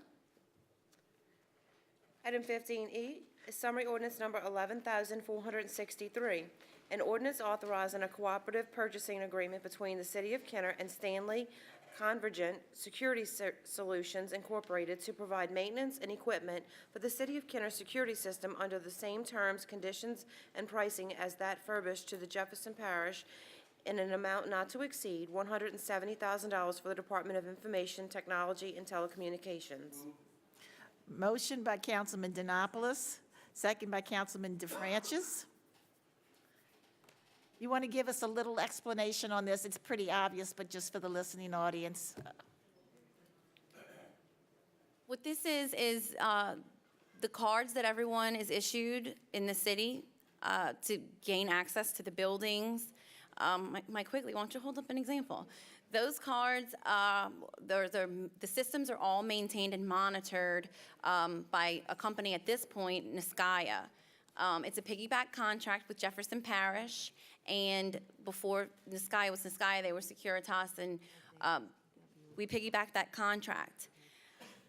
But Jefferson Parish opted to rebid this, and they just, I guess to do their due diligence, they rebid this, and the same company, Niskaya, who is now Stanley Convergent, won the bid, and we have full faith in the Jefferson Parish bidding process and opted to go into another cooperative purchase with them. No pricing is changing, everything's remaining the same, just the name of the company and a new contract. Thank you. Hearing no discussion, please vote. Madam Chairman, motion passes 7-0. Item 15F is a resolution accepting the project as completed and approving and authorizing the mayor to execute change order number 3, final, to the construction contract with Command Construction Industries, LLC, for an addition of $4,504.77 to the contract amount, which contract dated December 2nd, 2011, covers Loyola Drive, I-10 interchange modifications, Kenner Public Works Project Number 2009-001-ST, State Project Number 737-26-0021/H006526, and Federal Aid Project Number H006526. This increase in cost, $4,504.77, increases the overall cost of the project to $830,740.76. This project was bid by the state/DOTD. Therefore, there is no city sealed bid number. Motion by Councilman Denopoulos, second by Councilman Carroll. Councilman Denopoulos, you have the floor. Thank you, Madam Chair. I think my laryngitis has gotten a little better. Basically, just to clarify for the public that this is the, I know Councilman Black does not like. This one is only $4,504 that the city's portion of that change order is only 20%, because the other 80% is being paid by the state, and this is obviously, the finished number to the project at Loyola and I-10, which I can tell you has drastically improved the traffic flow in District 5. Yes, it is. And I just want to clarify that, because I know how, the First Lady, Ms. Black over here, does not like change orders. But it was only 20% our part. Thank you. Thank you, Councilman Denopoulos. Councilman Carroll, did you wish to speak? It's part of your district too, although Councilman Denopoulos is taking all the credit for it, so thank you. Councilman Carroll, you have the floor.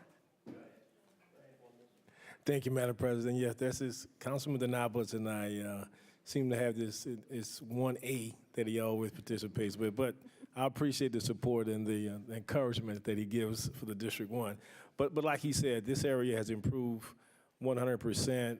I mean, you can even tell by the people that, walk around this area. They feel more comfortable. They feel safer, that things flow better. The businesses around there appreciate it. So, they're just thankful that now everything is in a system, as before there was no system. So this is better for everyone involved, and it will improve the people who want to come in the future. So we look forward to the new businesses that will come and the ones that are there now. Thank you, Madam President. Thank you very much. Please vote. Madam Chairman, motion passes 7-0. Item 15G is a resolution accepting the contract as complete with Specialty Supply and Installation LLC for the furnishing and installation of new telescopic seating in halls A and B of the Pontchartrain Convention and Civic Center. Motion by Councilman Reno, second by Councilman Stagney. Councilman Reno? Thank you, Madam President. The cost on this, did it come in what the price was, or did we have an increase in the cost of the installation of this?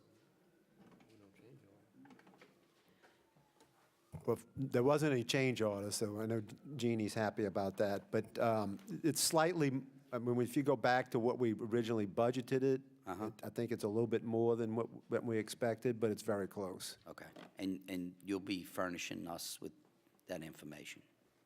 Okay, Yes. that's all I have.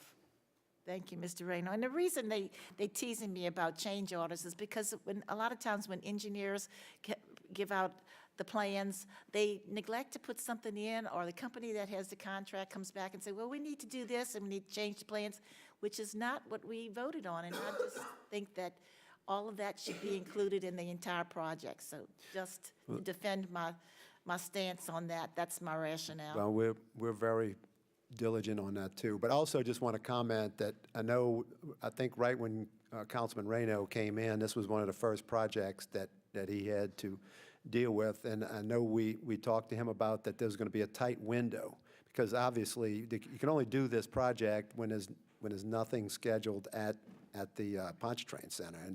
And actually, it was like a 2-week window. So this went off flawlessly. We're real pleased. There was no change orders. Contractor got in and finished it. It didn't affect, we had a huge convention come in right at the first of the year. It didn't affect any of the, it didn't affect the convention that came in. So everything worked out great, and we appreciate Councilman Reno's support in regard to this particular Well, project. there's no doubt that Councilman Reno has had a lot of baptismal fires, so keep up the good work. Thank you. Please vote. Madam Chairman, motion passes 7-0. Item 16 is ordinances and resolutions in summary for first reading. Item 16A is an ordinance amending Section 15-21 of the Kenner Code of Ordinances to add a all-way stop sign at the intersection of Grand Lake Boulevard and Maurepas Lane. Item 16B is an ordinance authorizing the utilization of state contract number 408186 through Vehicle Parts and Equipment Company, Incorporated, doing business as Headquarters 911 for the purchase of lights, sirens, accessories, and installation for city vehicles on an as-needed basis, and an amount not to exceed $75,000 annually for the Department of Fleet Management, Kenner Fire Department, and Kenner Police Department.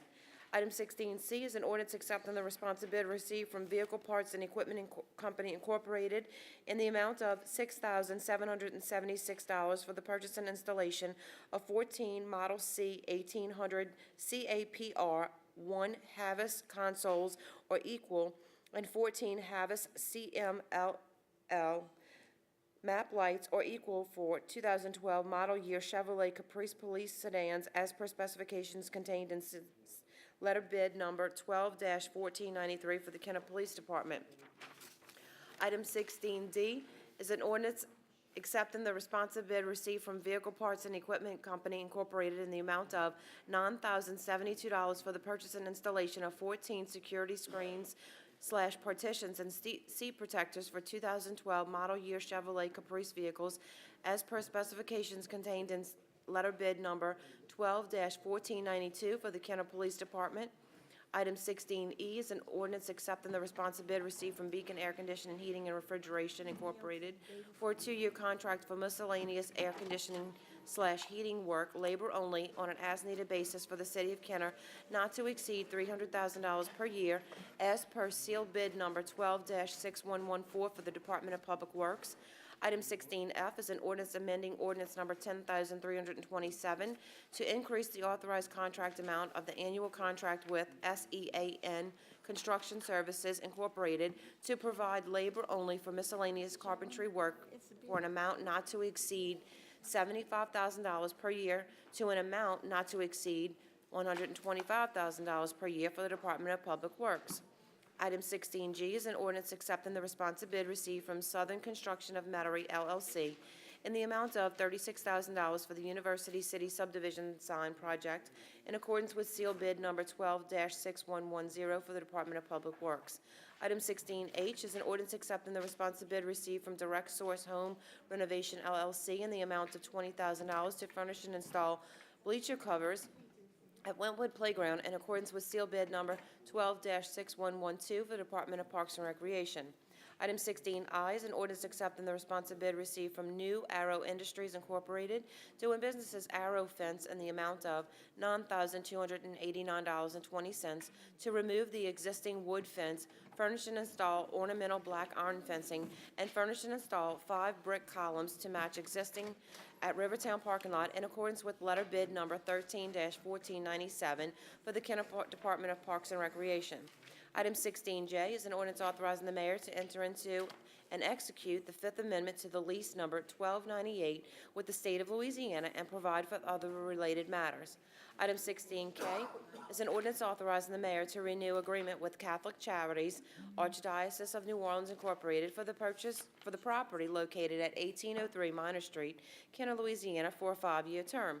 Item 16L is an ordinance authorizing the mayor of the city of Kenner to execute a cooperative endeavor agreement with the 6th Justice of the Peace Court for the lease of 1801 Williams Boulevard, Building C, Suite 400, Kenner, Louisiana, for use as office space.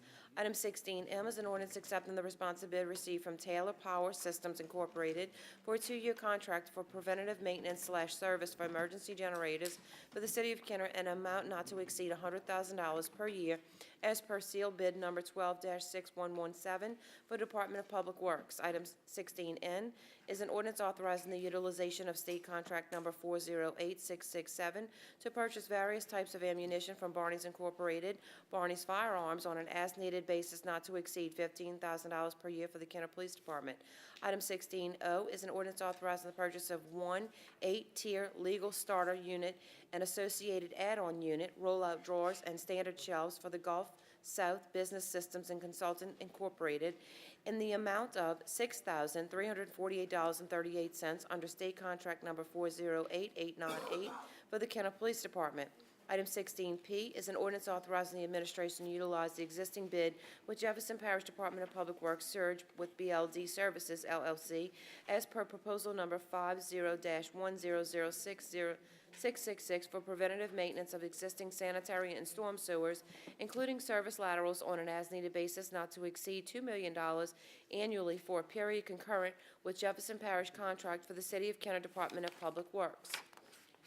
Item 16Q is an ordinance ratifying an engineering agreement with Hartman Engineering Incorporated, consultant for professional engineering services associated with the design and construction administration of subsurface drainage improvements in the University City and Audubon Place subdivision area, Phase 1 and 2, at a total cost of $219,052 for Council District Number 5. Item 17 is reports from the council and/or special committees. Let's see, Councilman Stagney. I just wanted to say congratulations to Miss Ethel Henderson, who lives on Fillmore. She had the great honor of going to the presidential inauguration. She is a relative of Donna Brazile.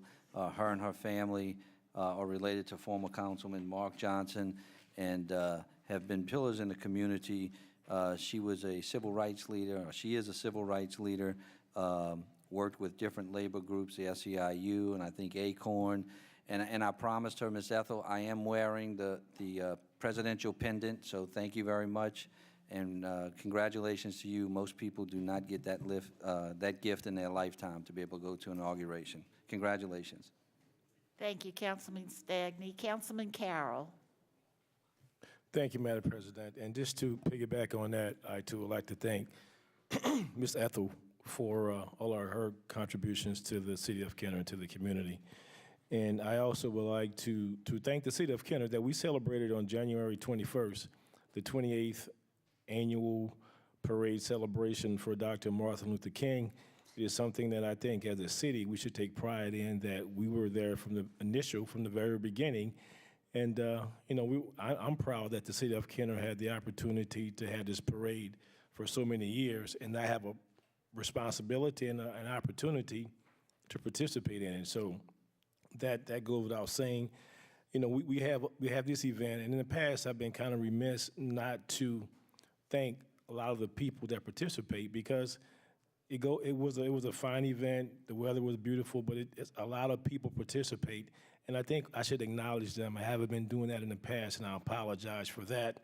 But there was a core group of people who pretty much helped coordinate it, along with my assistant, Kelly Harper, Ms. Pamela Roach, Ms. Dee Dee Dennison, Mr. Ron Tassan, and James Evans, that for the past couple of years have been helping put this on. Besides that, obviously, we had the Kenner Police Department, we had the Recreation Department, we had the Volunteer Fire Department, and also for the Kenner Fire Department, I'd just like to say kudos for Captain Glenn Synagogue, who did the Pledge of Allegiance and who will be retiring after 30-plus years. A friend of mine, we grew up in the same neighborhood, went to Bonneville High School together, so I'd like to thank him for all of his services, not only for the MLK, but for his many years in the police department. I'd like to thank Mr. Raphael Sadi, also specifically Miss Michelle Oregon, Miss Columbia, who did a dance during the ceremony, the Boy Scouts of America, Gen Care, Chick-fil-A, CC's Pizza, Just for Kids Dental, Walmart, Yes I Can organization, Pastor Mitchell Stevens, who've also supplied the music for the past 3 or 4 years. The guest speaker, Reverend Donald Robinson from Marine Baptist Church, and Pastor Mitchell is from Pilgrim Baptist Church. The council office, one of the spoken words, Mr. Brandon LeBeau and Ms. Tiffany Harris. Also people who donated drinks and other snacks and stuff, Winn-Dixie, Coca-Cola, Kentwood, Sam's, and the Mr. Rod Tansan for Assurance Care. But besides that, we also had a number of elected officials there who I think always adds to the celebration to show that they care about the community, to come out for events like this. And I like to name the ones that were there, and thanks for their participation. Senator Gary Smith, State Representative Tom Wilmot, Parish President John Young, Mayor Michael Yenny, Councilman Joe Stagney, Councilman Keith Raynard, Councilwoman Maria DeFranchise, and Councilman Kent Annapolis. Also, Justice of the Peace Kevin Santani, Justice of the Peace Roscoe Lewis, and last but not least, the Code Department, along with Attorney Shaw and her guys, who really supported with facilitating a lot of the stuff, and the community development, along with Ms. Aletha Terrell and her staff. So you see the number of people that the event happens. It takes about an hour and a half. You see it goes well, but it's a lot of communication, a lot of support from people. So I would like to thank all of the churches. It'll be too numerous to name, from all over the city that participates, and we look forward to the event again every year and also next year. Thank you, Madam President. Thank you, Councilman Carroll. Councilwoman Brannigan. Thank you, Madam Chairman. And speaking of celebrations, District 1 seems to have its fair share, but Monday, if you're viewing this prior to Mardi Gras, will be our Lundi Gras celebration. Ms. Hahn, do you know what time it starts, or does anybody know what time it starts? Oh, thank you. We kick off at 10 a.m., and the presentation of the courts meeting, Argus and Zulu, will be at noon. And also a reminder that the city offices will be closed the 11th and 12th. Okay. So in addition to having this event that has been just a wonderful event for the city of Kenner, we hope there's no rain, but we hear that it could be, since we get those Doug Dote updates. I'd recommend the citizens monitor the city website and Facebook page. We can try to update those if the weather forces us to make alternate plans. Yeah, and I think we have before where we've had to do more of it indoors than we would normally do, but it's a wonderful event and a great tradition that started years ago when we had a Kenner resident who served as the King of Zulu. And so it was a nice way to start a tradition as a result of us having some celebrity living right here in Kenner. And speaking of which, I'm sure there's others, so I'd love anybody to mention them if they know, but we do have Queen Tori Hanzo, who will reign as the Queen of Endymion this year, who is a Kenner resident, and if you don't know the family, she's extremely connected, especially with the crew of Endymion, as her grandfather is Ed Munez. So we congratulate her, and we toast her and hail to her, and we hope she has a wonderful ride. Are there any other residents that, off the top of our head, usually on Lundi Gras, when there are other people who are serving as kings or queens, they get a mention, or we'll do it at a council meeting at another time. But I didn't want to miss an opportunity to hail to the Queen of Endymion this year, who is a young lady who many of us have watched grow up. So we're very proud of her. She, on Facebook, all her pictures have looked beautiful, and I'm sure she'll be beautiful Saturday night. Thank you. Thank you. Councilman Reno. Thank you, Madam President. I just wanted to thank everybody, all the elected officials that came out and supported the Driftwood Parade, as well as everybody that came out. It was a great day, and I think everybody had a wonderful time. The weather was perfect, so that's it. Thank you. And Councilman Carroll asked me he neglected to add Judge June Barry Darrensburg and Judge Lee Faulkner, who were also present at the Martin Luther King celebration.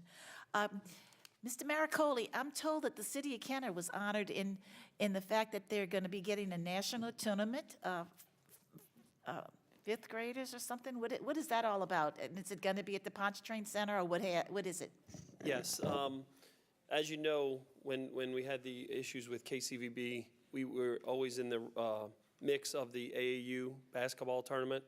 And we, as the city of Kenner, in conjunction with JCVB, we applied again, and we were awarded the 2016 fifth grade AAU girls basketball tournament. Well, we've been so honored many, many years for having the national AAU, and they praise the Pontchartrain Center where they have all of the events. So it's a great opportunity for our city. I know they bring in a lot of economical impact, a big economical impact to the city, and we look forward to them being here. And you probably see vans and everything with the markings on the cars. And so welcome to the restaurants and to our hotels, and we look forward to hosting that tournament again many more years. Thank you. Absolutely. Is that all? Anybody else have anything else to say? I guess we'll move on to Councilman Stagney with item 18A. Item 18 is new business. Item 18A, at the request of Councilmember Stagney, a discussion regarding persistent sewerage issues in District 2. Councilman Stagney, you have the floor. Thank you, Madam President. Since 2006, I've had a great number of complaints from those residents in the 21st and Kentucky sub-basin area, which is outlined by West Napoleon on the north side, Main Street on the east side, West Metairie on the south side, and Illinois Street going up the west side. The lift station is at 21st, close to Kentucky, and last meeting, I had asked if something could be done because we had just had a bad rainfall, and I got numerous calls, 1:15 in the morning. A lot of those residents are totally frustrated and disgusted that we've been promising to try to get these things fixed. Previous administrations have said it, and they haven't seen much change. And actually, when there was some upgrade in the lift station in 2008, some residents experienced a worse problem. And I'm going to ask Mr. Gonzalez, before I have more comments, to go over what has happened, what steps has the administration taken since we brought more complaints to your attention? Ever since you brought to my attention the complaints that we had experienced in that sub-basin, what we had done from a Public Works and a Viola perspective was to go out to the sub-basin, especially where we were receiving the complaints from, which was mostly along the alleyway between Kentucky and Iowa. So we did a series of investigations and testing, and what we were able to find, there were two significant problems that we found during that period of testing and investigations. One was that the pump station, the lift station at Kentucky and 21st, the two pumps there were not operating to full capacity. Actually, they were operating probably to half of capacity. And we're now in the process of changing the pumps. One pump has been replaced. The other one was scheduled to be replaced today, but because of the bad weather that we experienced last night and through the early hours of this morning, we were not able to do it. Hopefully, with good weather tomorrow, we are going to be able to replace the other pump, which is going to restore the capacity to 100%. Another problem area that we detected out there after videoing, quite a number of linear footage out there was a dislocation of one joint that serviced the area where we were getting most of the complaints from. This dislocation of the joint close to the lift station wet well was significant enough that it was preventing the flow of sewers from getting to the wet well and being able to be pumped out. That's one thing right now that we're looking at. We have requested estimates. The estimates are near completion, and we intend to repair that problem probably within the next 2 weeks. And that disconnection was actually in the gravity line in the alleyway between Kansas and Iowa, going from actually West Napoleon all the way into the wet well, and it was disconnected from the wet well. Well, that disconnection was discovered, a few feet away from the wet well along 21st Street, which is, that line services all the homes that are tied into that gravity line in the alleyway between Kentucky and Iowa. And that's a significant or a critical problem that was discovered, and that was just recently, right? Absolutely.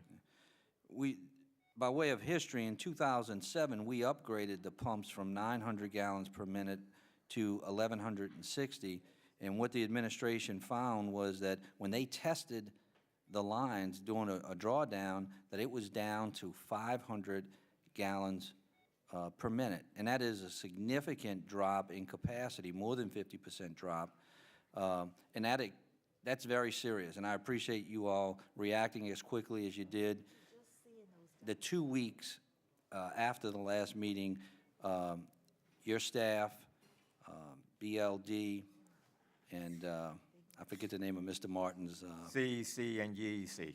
GEC and CEC were out there videoing those lines, and I appreciate I got a copy of that and a copy of the report.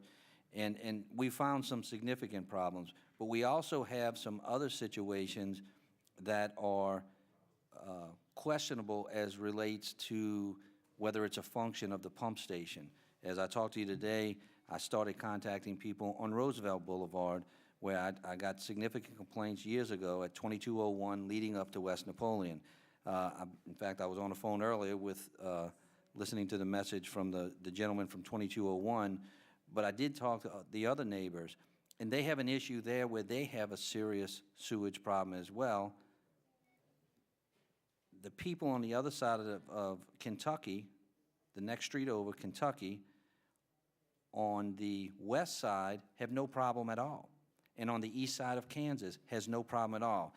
They are just as far away, yet they have no issue at all. And it tells me that there's something more in the line itself, that you're having serious water intrusion that is causing some backups. And it was either you or Mr. Martin that on Roosevelt in the latter part of the 2100 block, there's something going on there.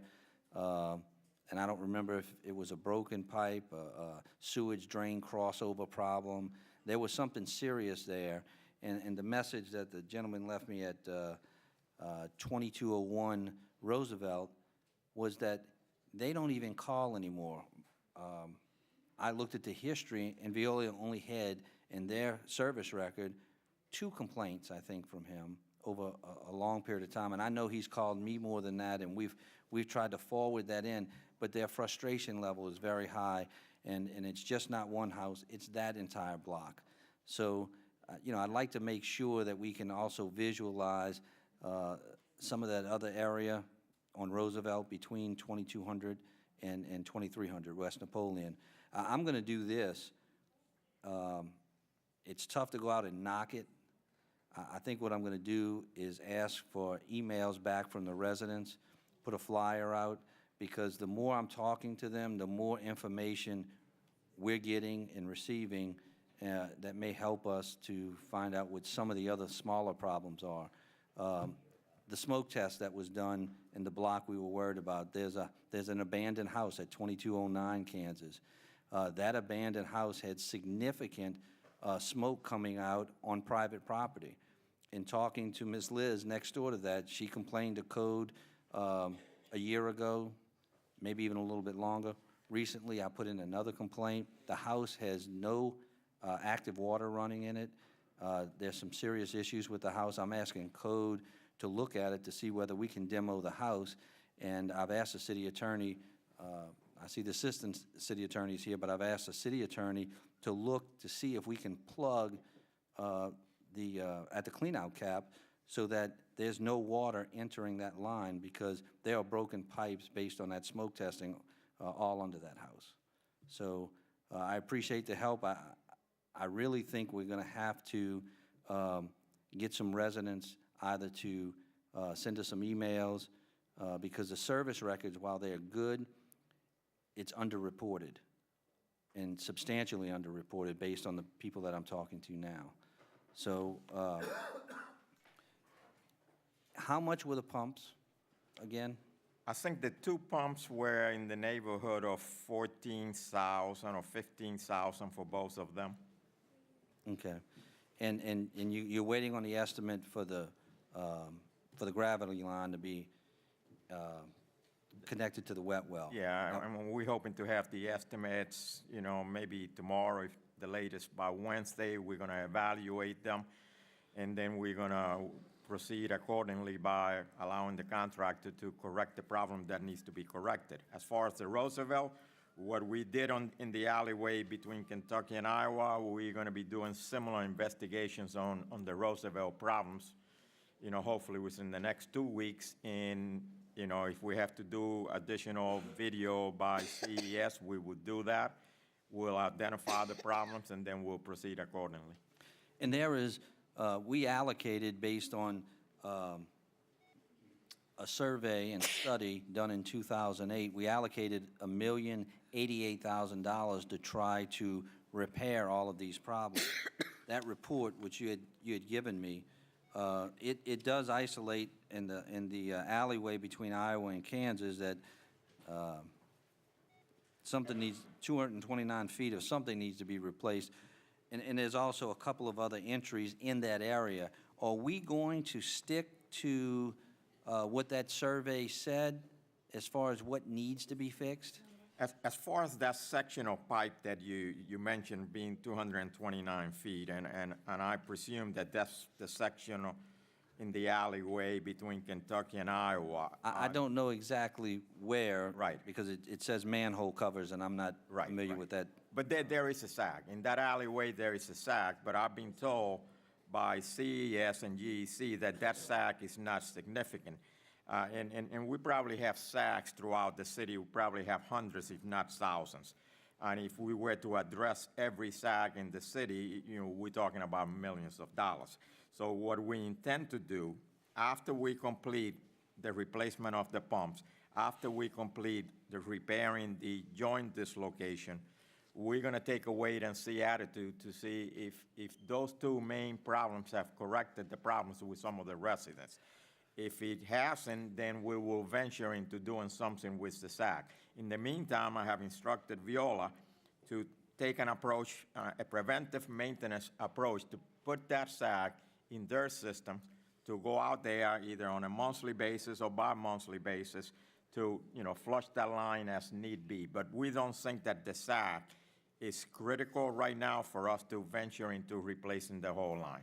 How are we going to determine, on that study that was done in 2008, there's 2 pages, pages 5 and 6, that show all of the public side, gravity and sewer problems. Some of it is a concrete line, some of it's a point repair where you have an offset joint crack, some of it's a lengthy sag, some of it just says replace the line.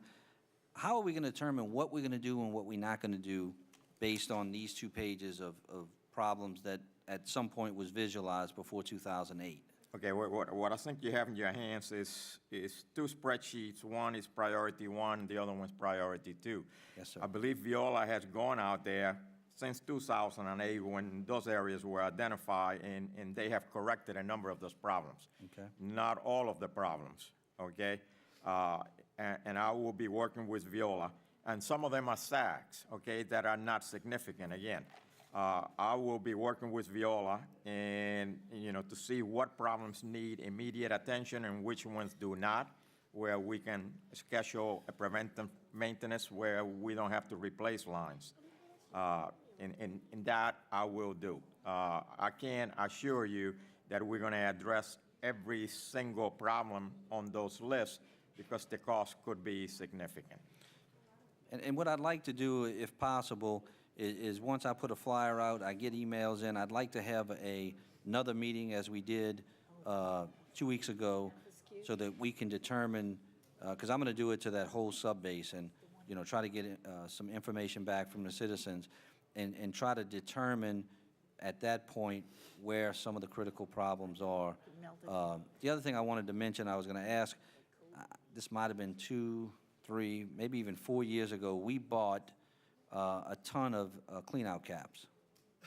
And I know at some point there was that on Illinois, Ms. Joanne? Where did we put the clean-out caps in place? There was in Highway Park.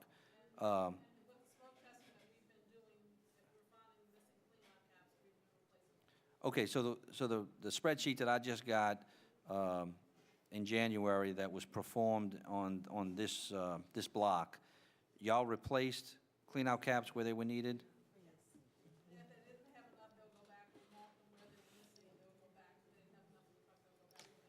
Okay, the resident at 2217, he knew what the problem was. He said it was not a clean-out cap. He said that on the city side, and they were aware of that when he replaced all of his pipes hooked into the line, he said that the Kenner portion of it was cracked. But he said he had to contact a plumber to find out exactly where that was. So I don't think, one, that was marked, nor two, was there a cap put in place? Do you, if you did, he's unaware of it, and so am I. I'll check with the crewmen to see if they replaced the cap, but they did go in the backyard. They were able to go into the resident's backyard, and that's where it was coming up by the fence where the cleanout was. The cap was missing there. Okay, and the house that I mentioned earlier, the vacant house with broken pipes, where they have tremendous infiltration coming in, have we done that before?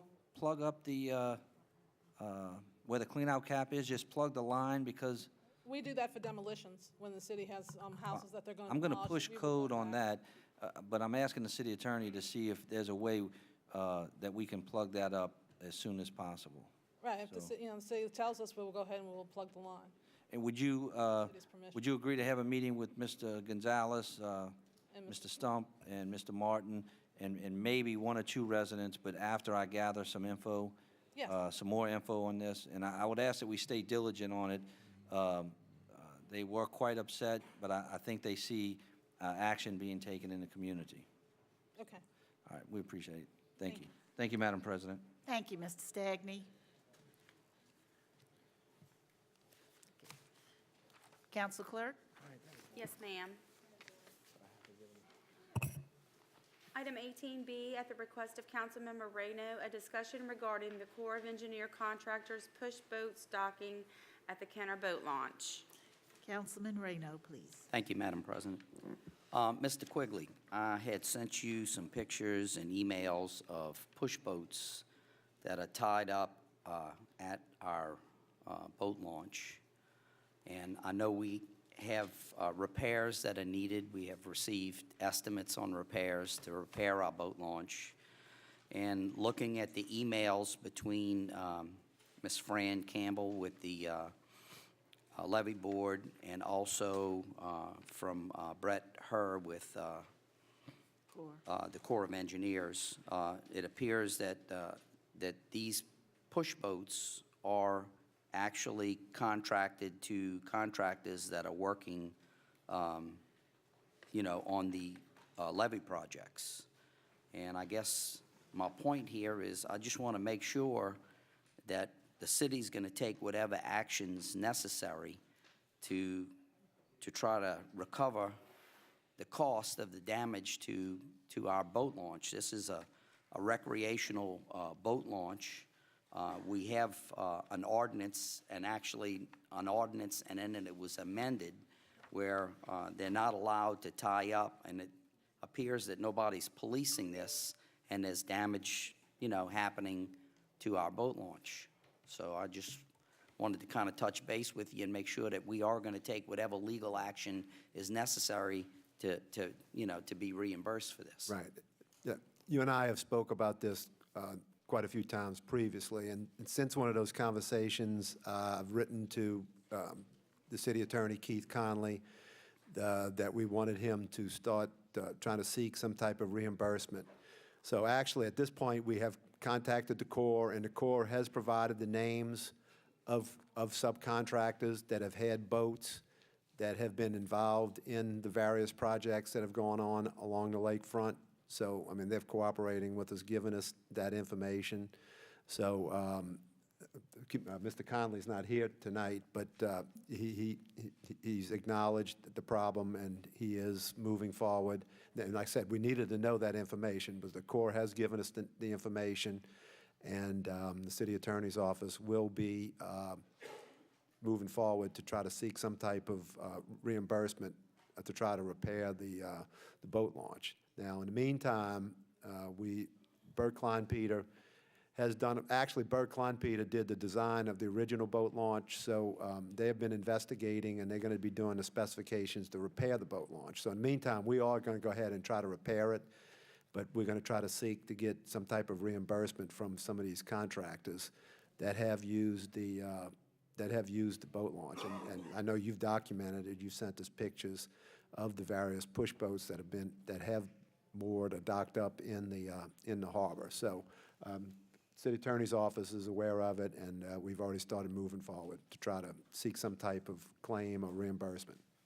And are we working with the levee district to make sure that they're policing this, to make sure that these boats are not going to park there anymore? And we working with the Corps and whoever we need to work with to put them on notice that, you know, we're not, this is, even though there's damage already there, we don't want them, you know, continuing to go there and damage it even further. So I just wanted to make sure that the city's going to take. Yeah, well, the levee district has been very cooperative. Anytime, the times that you've reported it, I've asked Fran, and obviously she has a police force, so they've gone out there and done it for us. So anytime we're notified, I know Ken has recreation people out there, so if they we'll go over, I'll discuss it with him, but if we're notified, like I said, the levee district's been very cooperative, and they've moved them out whenever we've asked them to do it, so, yeah. In the future, if they see any boats there, I'd like to make sure that somebody's taking pictures of that, because that's all going to help us in getting reimbursed. I mean, you know, this one was clearly docked there for an extended amount of time. Right. And, you know, they definitely doing damage, so, thank you. Thank you, Councilman Reno. Councilman Denopoulos?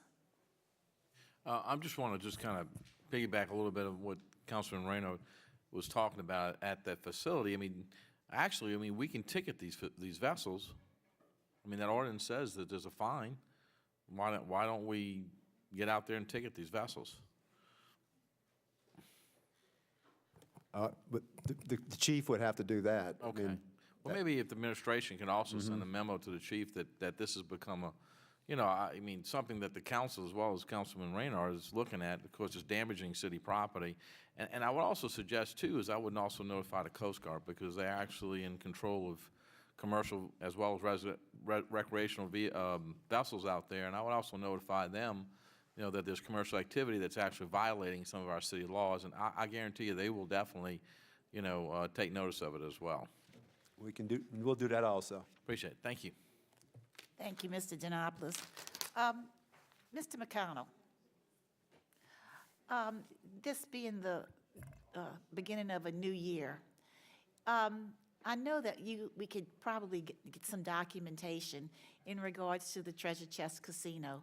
You know, we used to get a report from an audit company that used to give us all of the facts and the figures and the attendance and you know, just how much the city was deriving from that. Councilman Reno and I had this conversation a few weeks ago, and I was wondering if you could furnish us both with, or in fact, the whole council, because it's a citywide matter, as to what the figures were month by month for the year of 2012. I know how much we derive from them, but I'd like to know exactly the attendance figures.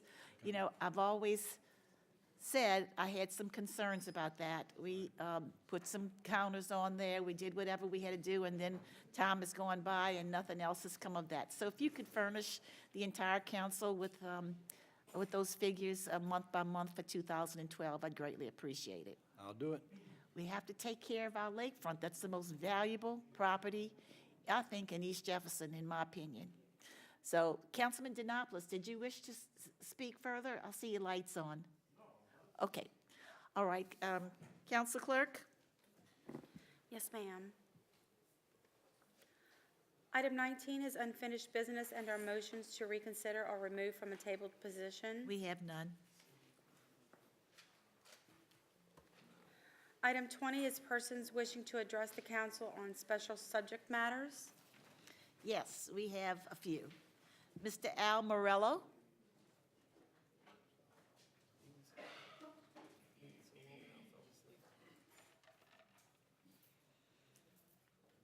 Al Morello, 4260 East Loyola Drive, 5th District, 41 years.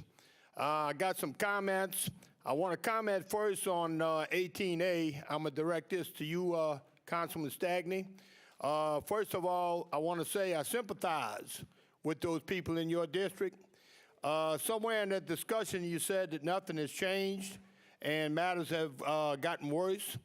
The one thing that did change, Councilman Stagney, over the years, approximately 3 years ago, the residents of Kenner were hit with a 145% sewer rate increase.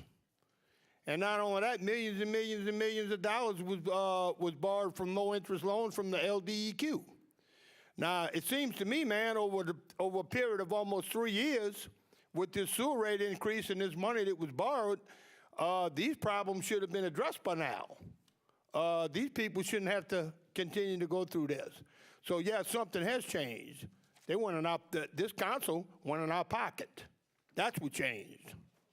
And seems like that's the only thing they did. Okay, I want to say this, I want to address this to Duke McConnell. What Councilwoman Black was just talking about the Treasure Chest Casino figures. I came up here once before and talked about 2 other casinos in the city of Kenner where I never see any reports, any report on their revenues. The one of them is the Fairgrounds on Joe Yenny, this off-track betting parlor, and the other one is the Airport Casino right there as you get over the hump before you get in St. Charles Parish. I never see any figures ever reported to them, and I know the last time I addressed this, I was told I could call the state police. But I'm not going to call the state police. I mean, they within the city of Kenner, their casinos, we should get some figures. Okay, one other thing. I want to just direct this to you, Councilman Denopoulos. They did do a fine job on the Loyola I-10 interchange, but there's only one. Now we got another problem, and maybe we can get this taken care of. The U-turn, okay, that was a good idea, but the only problem is with the U-turn, you got traffic coming from Veterans Highway, you can't get across. You got traffic coming from the I-10, turning on the Loyola Drive, and then you got more traffic coming from the other direction, from the other side of the I-10. And it's getting virtually impossible, and I think there's going to be a bad accident there. It's getting virtually impossible to make that U-turn, that new U-turn on Loyola to the other side.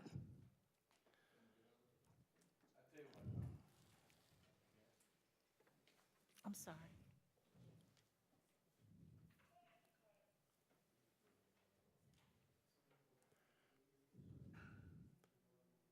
And I got one more thing for you, Councilman Denopoulos. I'm on the mic. I'd like to get an update on the situation with the cab drivers, with our cab drivers back here. Okay. Thank you. My mic is on, but it's not indicating. Well, first of all, at the U-turn lane, I'm going to take a look at it. And obviously, with all traffic studies, you know, once it's in place, maybe there's some room for improvements. But the alignment on that U-turn, and let me appreciate this, and you have this with any traffic situation. When somebody wants to travel across 3 lanes of traffic, that's a problem. That U-turn lane, originally there was just a straight cut, and that's what people were doing. And actually, you know, according to the traffic plan, they created the U-turn so that you only could line up and get into that first lane, and it's not intended to cross 3 lanes. Of course, people are going to go ahead and do their own thing at that point, but once again, what we'll probably do is we'll have to see what we can do about striping, you know, and that way it keeps them in the first lane and not having to float all the way over to the 3rd lane. And that's what the problem you have right now there. I'm guessing that's what the problem that we're having right now, but I'll take a look at it with Mr. Jose Gonzalez and see if there's anything that we can do to improve it, okay? And the second thing about the taxi cab drivers, I can tell you that the city of New Orleans is very slow in processing the Kenner taxi cabs, okay? And of course, about 2 weeks ago, it came to a head, and basically with the help of Tamithia Shaw and I see Miss Maria DeFrances knocking. Don't worry, I'm going to give you credit, Miss Maria. Mr. Frances, with a lot of the effort, a lot of emails, a lot of discussions, phone conversations, basically they did put some effort into getting our taxi cab fleet processed before the Super Bowl. It came, as far as I'm concerned, too late. Okay, but it was accomplished. I mean, obviously, you know, New Orleans had, you know, their preference in getting their taxi cabs done before ours.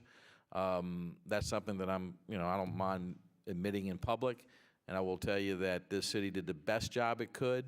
And finally, I think some of the communication kind of worked, and they did get our fleets processed, and so they're working at the airport now.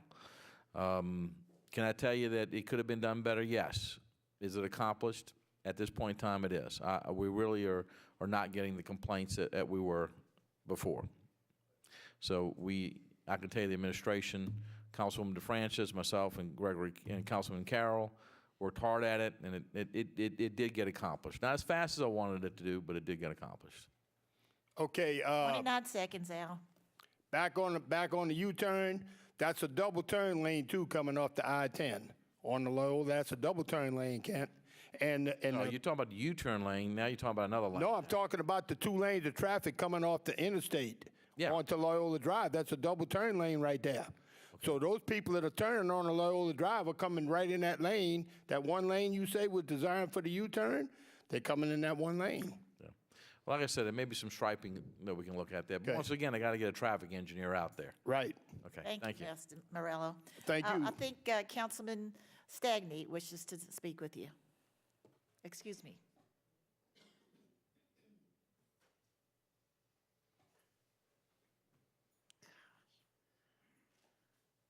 I'm sorry. Thank you for the waiting. Councilman Stagney.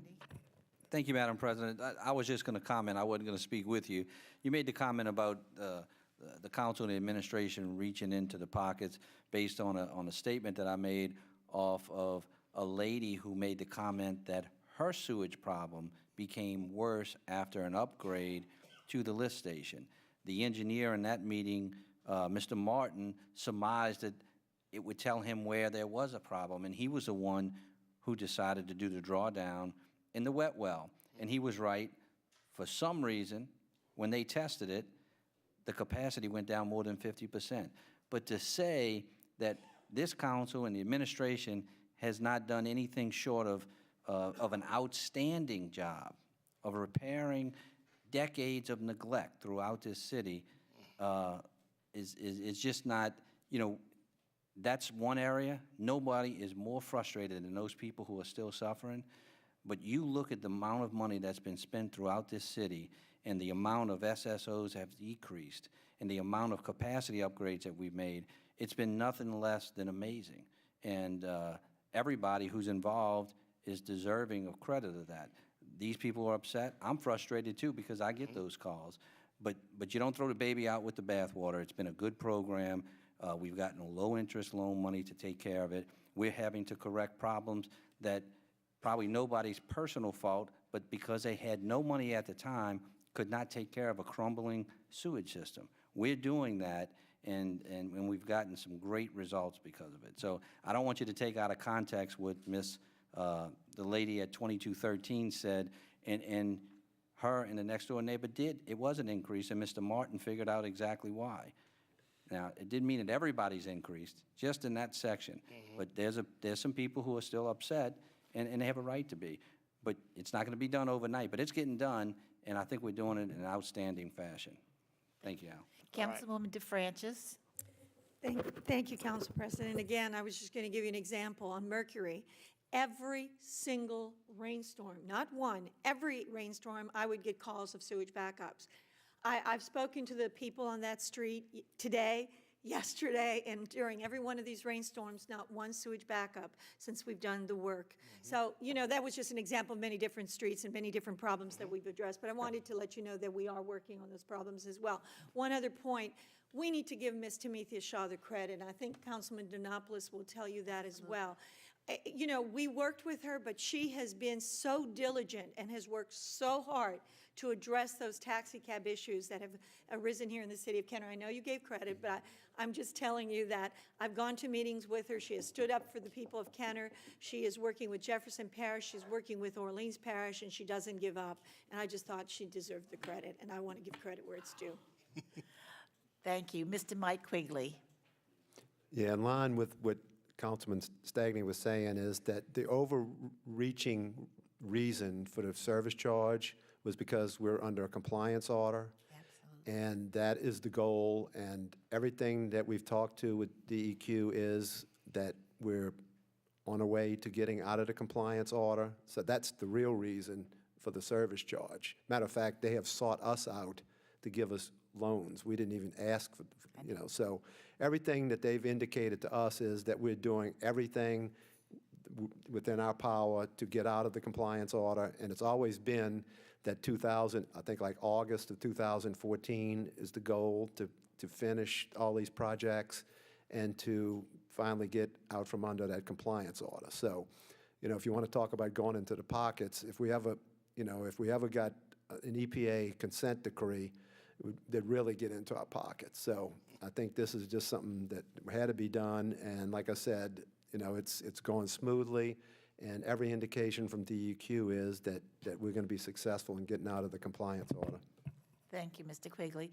And although your time has expired, Mr. Morello, I did want to address the fact about the video. You said 2 other casinos, and everybody's ears perked up because we only know of 1 casino. The other ones are considered video poker spots, and the video poker money is solely kept tracked by the state police. The reason I mentioned this Treasure Chest Casino is because we own the parking lot. And whenever they utilize, how many people utilize that, they have some sort of a figure that they use as a guideline to determine how much money the city gets by the amount of people that cross over and park in that parking lot. So that's why I did not include the video poker. Of course, the video poker money is also tabulated by the state police along with all of the other what do you call it, off-track betting and the one across by airline highway. So all of that's put in together, and we usually receive a good portion, over $500,000 from video poker. And we only receive like 1/10 of what is brought into the state. So you can imagine how much, if the city gets that much, how much it's coming in through the whole state. But nobody can tell you any of those figures because none of that money was ever dedicated, and it's spent on other projects, but not in the city of Kenner. We dedicated it, and we're using it to the best of our ability. So that's why I want to make sure that our figures are precise. So thank you. And thank you. That'll be it. The next person up is Ms. Patricia Davis. Mr. Frank Sitar. Give your name and address, Mr. Sitar. I'm sorry you didn't sign in, Mr. Brown, so you will not be able to speak. Good evening. Hello, Mr. Sitar. My name is Frank Sitar. I live in 1905 Wellington. Wellington. And it's at Slidell, Louisiana. Yeah. Okay. I'm a driver and owner of a number in Jefferson Parish. I wanted to really start by extending a great amount of appreciation, and specifically for Councilman Donopoulos for really helping us and going way beyond the call of duties. And I'm sure Councilwoman DeFrancis did a lot, and I didn't know that Councilman Cowell was involved too. We have a problem right now at the airport. Prior to the New Orleans that brought the point where they wanted the equipment and so forth, there was an average of about 800 cab drivers, about 820 after Katrina. They were listed, and I would say the one who were working probably about 600 or something like that, you know. So it's just like a piece of pie, you know. The more people you invite, the smaller the slice become. And what happened is that when the city started, violated their own rules. City of New Orleans, I mean, violated their own rules. The first thing they did is they allowed the carriage cab and a bunch of other people go in and get tags, you know. And actually the decals they got against the rules because they didn't give them an ID, so there was no security check, no FBI background check or whatever, you know. And so you had numbers right now. It's hard to figure out how many cab that work at the airport. This could be approximately as much as 2,000, you know, because some of the cab, they come twice, like there may be a couple of different people driving at a different time of the day, you see. So I understand that Kenner somehow has a regulations that for the cab drivers to bring, what do you call it, the cabs have to be at least 2008. And right now, the average cab driver is making at least 50% or less of what they're making right now. So if you really enforce that rules, and if you don't give them some kind of a time to not to push this rule, because they really can't afford it, you know. And I know we brought up the situation, I guess, about Molokai Hull. He had promised several people, you know, and they have two sworn statements, you're aware of it, is that he's going to get rid of the parish cab and the Kenner cab. And the way it looked like, since his first attempt failed, thanks to you and thanks to you, and so the other situation is going to starve them to death, you know, until they get out to business. So they're working many, many hours. And if you really, you don't have to take my word. If you take somebody to stand right by where they get assigned the load for sometimes 10 hours or the whole shift, you would find out they make, and you know the rate, you could calculate it, they make barely over their minimum wages. 30 seconds. Yeah. Okay, so something has to happen, and I'm asking you to not to force these people to get, you know, newer vehicles. They can't afford it. And I asked Mr. Harold Dede, who was a former manager of the land side, who was over the cab drivers. He was an expert. He was 18 years on this business. And he would tell you that he did a personal study on his own, on informal studies, that they would usually take about 400 to 650 cabs to make a good, decent living, you know. Thank you, Mr. Sitar. Your message has been. Okay. Would you authorize him to speak and give you as an expert opinion? I'm sorry, would you repeat that? Well, would you ask, I invited Mr. Dede, Harold Dede, who was in charge of the land side at the airport. Yeah, we'll give him his 3 minutes. Sure. Okay. Thank you. He will give you an idea. But first of all, we have someone else that was before you, Mr. Richard Brown. Okay, thank you. Thank you, Madam President. Richard Brown, 824 Sessions Lane, Kenner. Have a question and a request or suggestion. The question is about the items, I think there were the items on agenda item number 15, to approve the contracts, professional service contracts over $100,000 pursuant to the new charter change. I didn't bring any of that with me tonight. Usually I have it all. Mr. DiNapoli, you sponsored the charter change. We do have an assistant city attorney here. But a couple of us noticed you did not call for a public hearing or for anyone to speak on those items. And I'm wondering if that charter change does require that the public also have a right to speak on those ordinances. Does anyone here know? City attorney, Kent, Ms. Roussel? anybody? Is your mic on? It's my understanding that the charter change was to the section of the charter dealing with ordinances or legislation, in that it basically amended that section to require that any contracts over $100,000 shall be by ordinance, which any matter before the council, Mr. Brown, is, I mean, we're in a public hearing, so anyone can get up and address the council. It didn't require that they go on the section of the agenda. I think it's 9 for specific public hearings. Okay, thank you. That's what I thought. Thank you. The suggestion I have also has to do with the agenda, and I guess this is directed primarily to the clerk, Natalie, and also to the council president. The agenda does not identify those items that were added on the supplemental agenda. I don't know what you folks' agenda looks like, but the ones for the public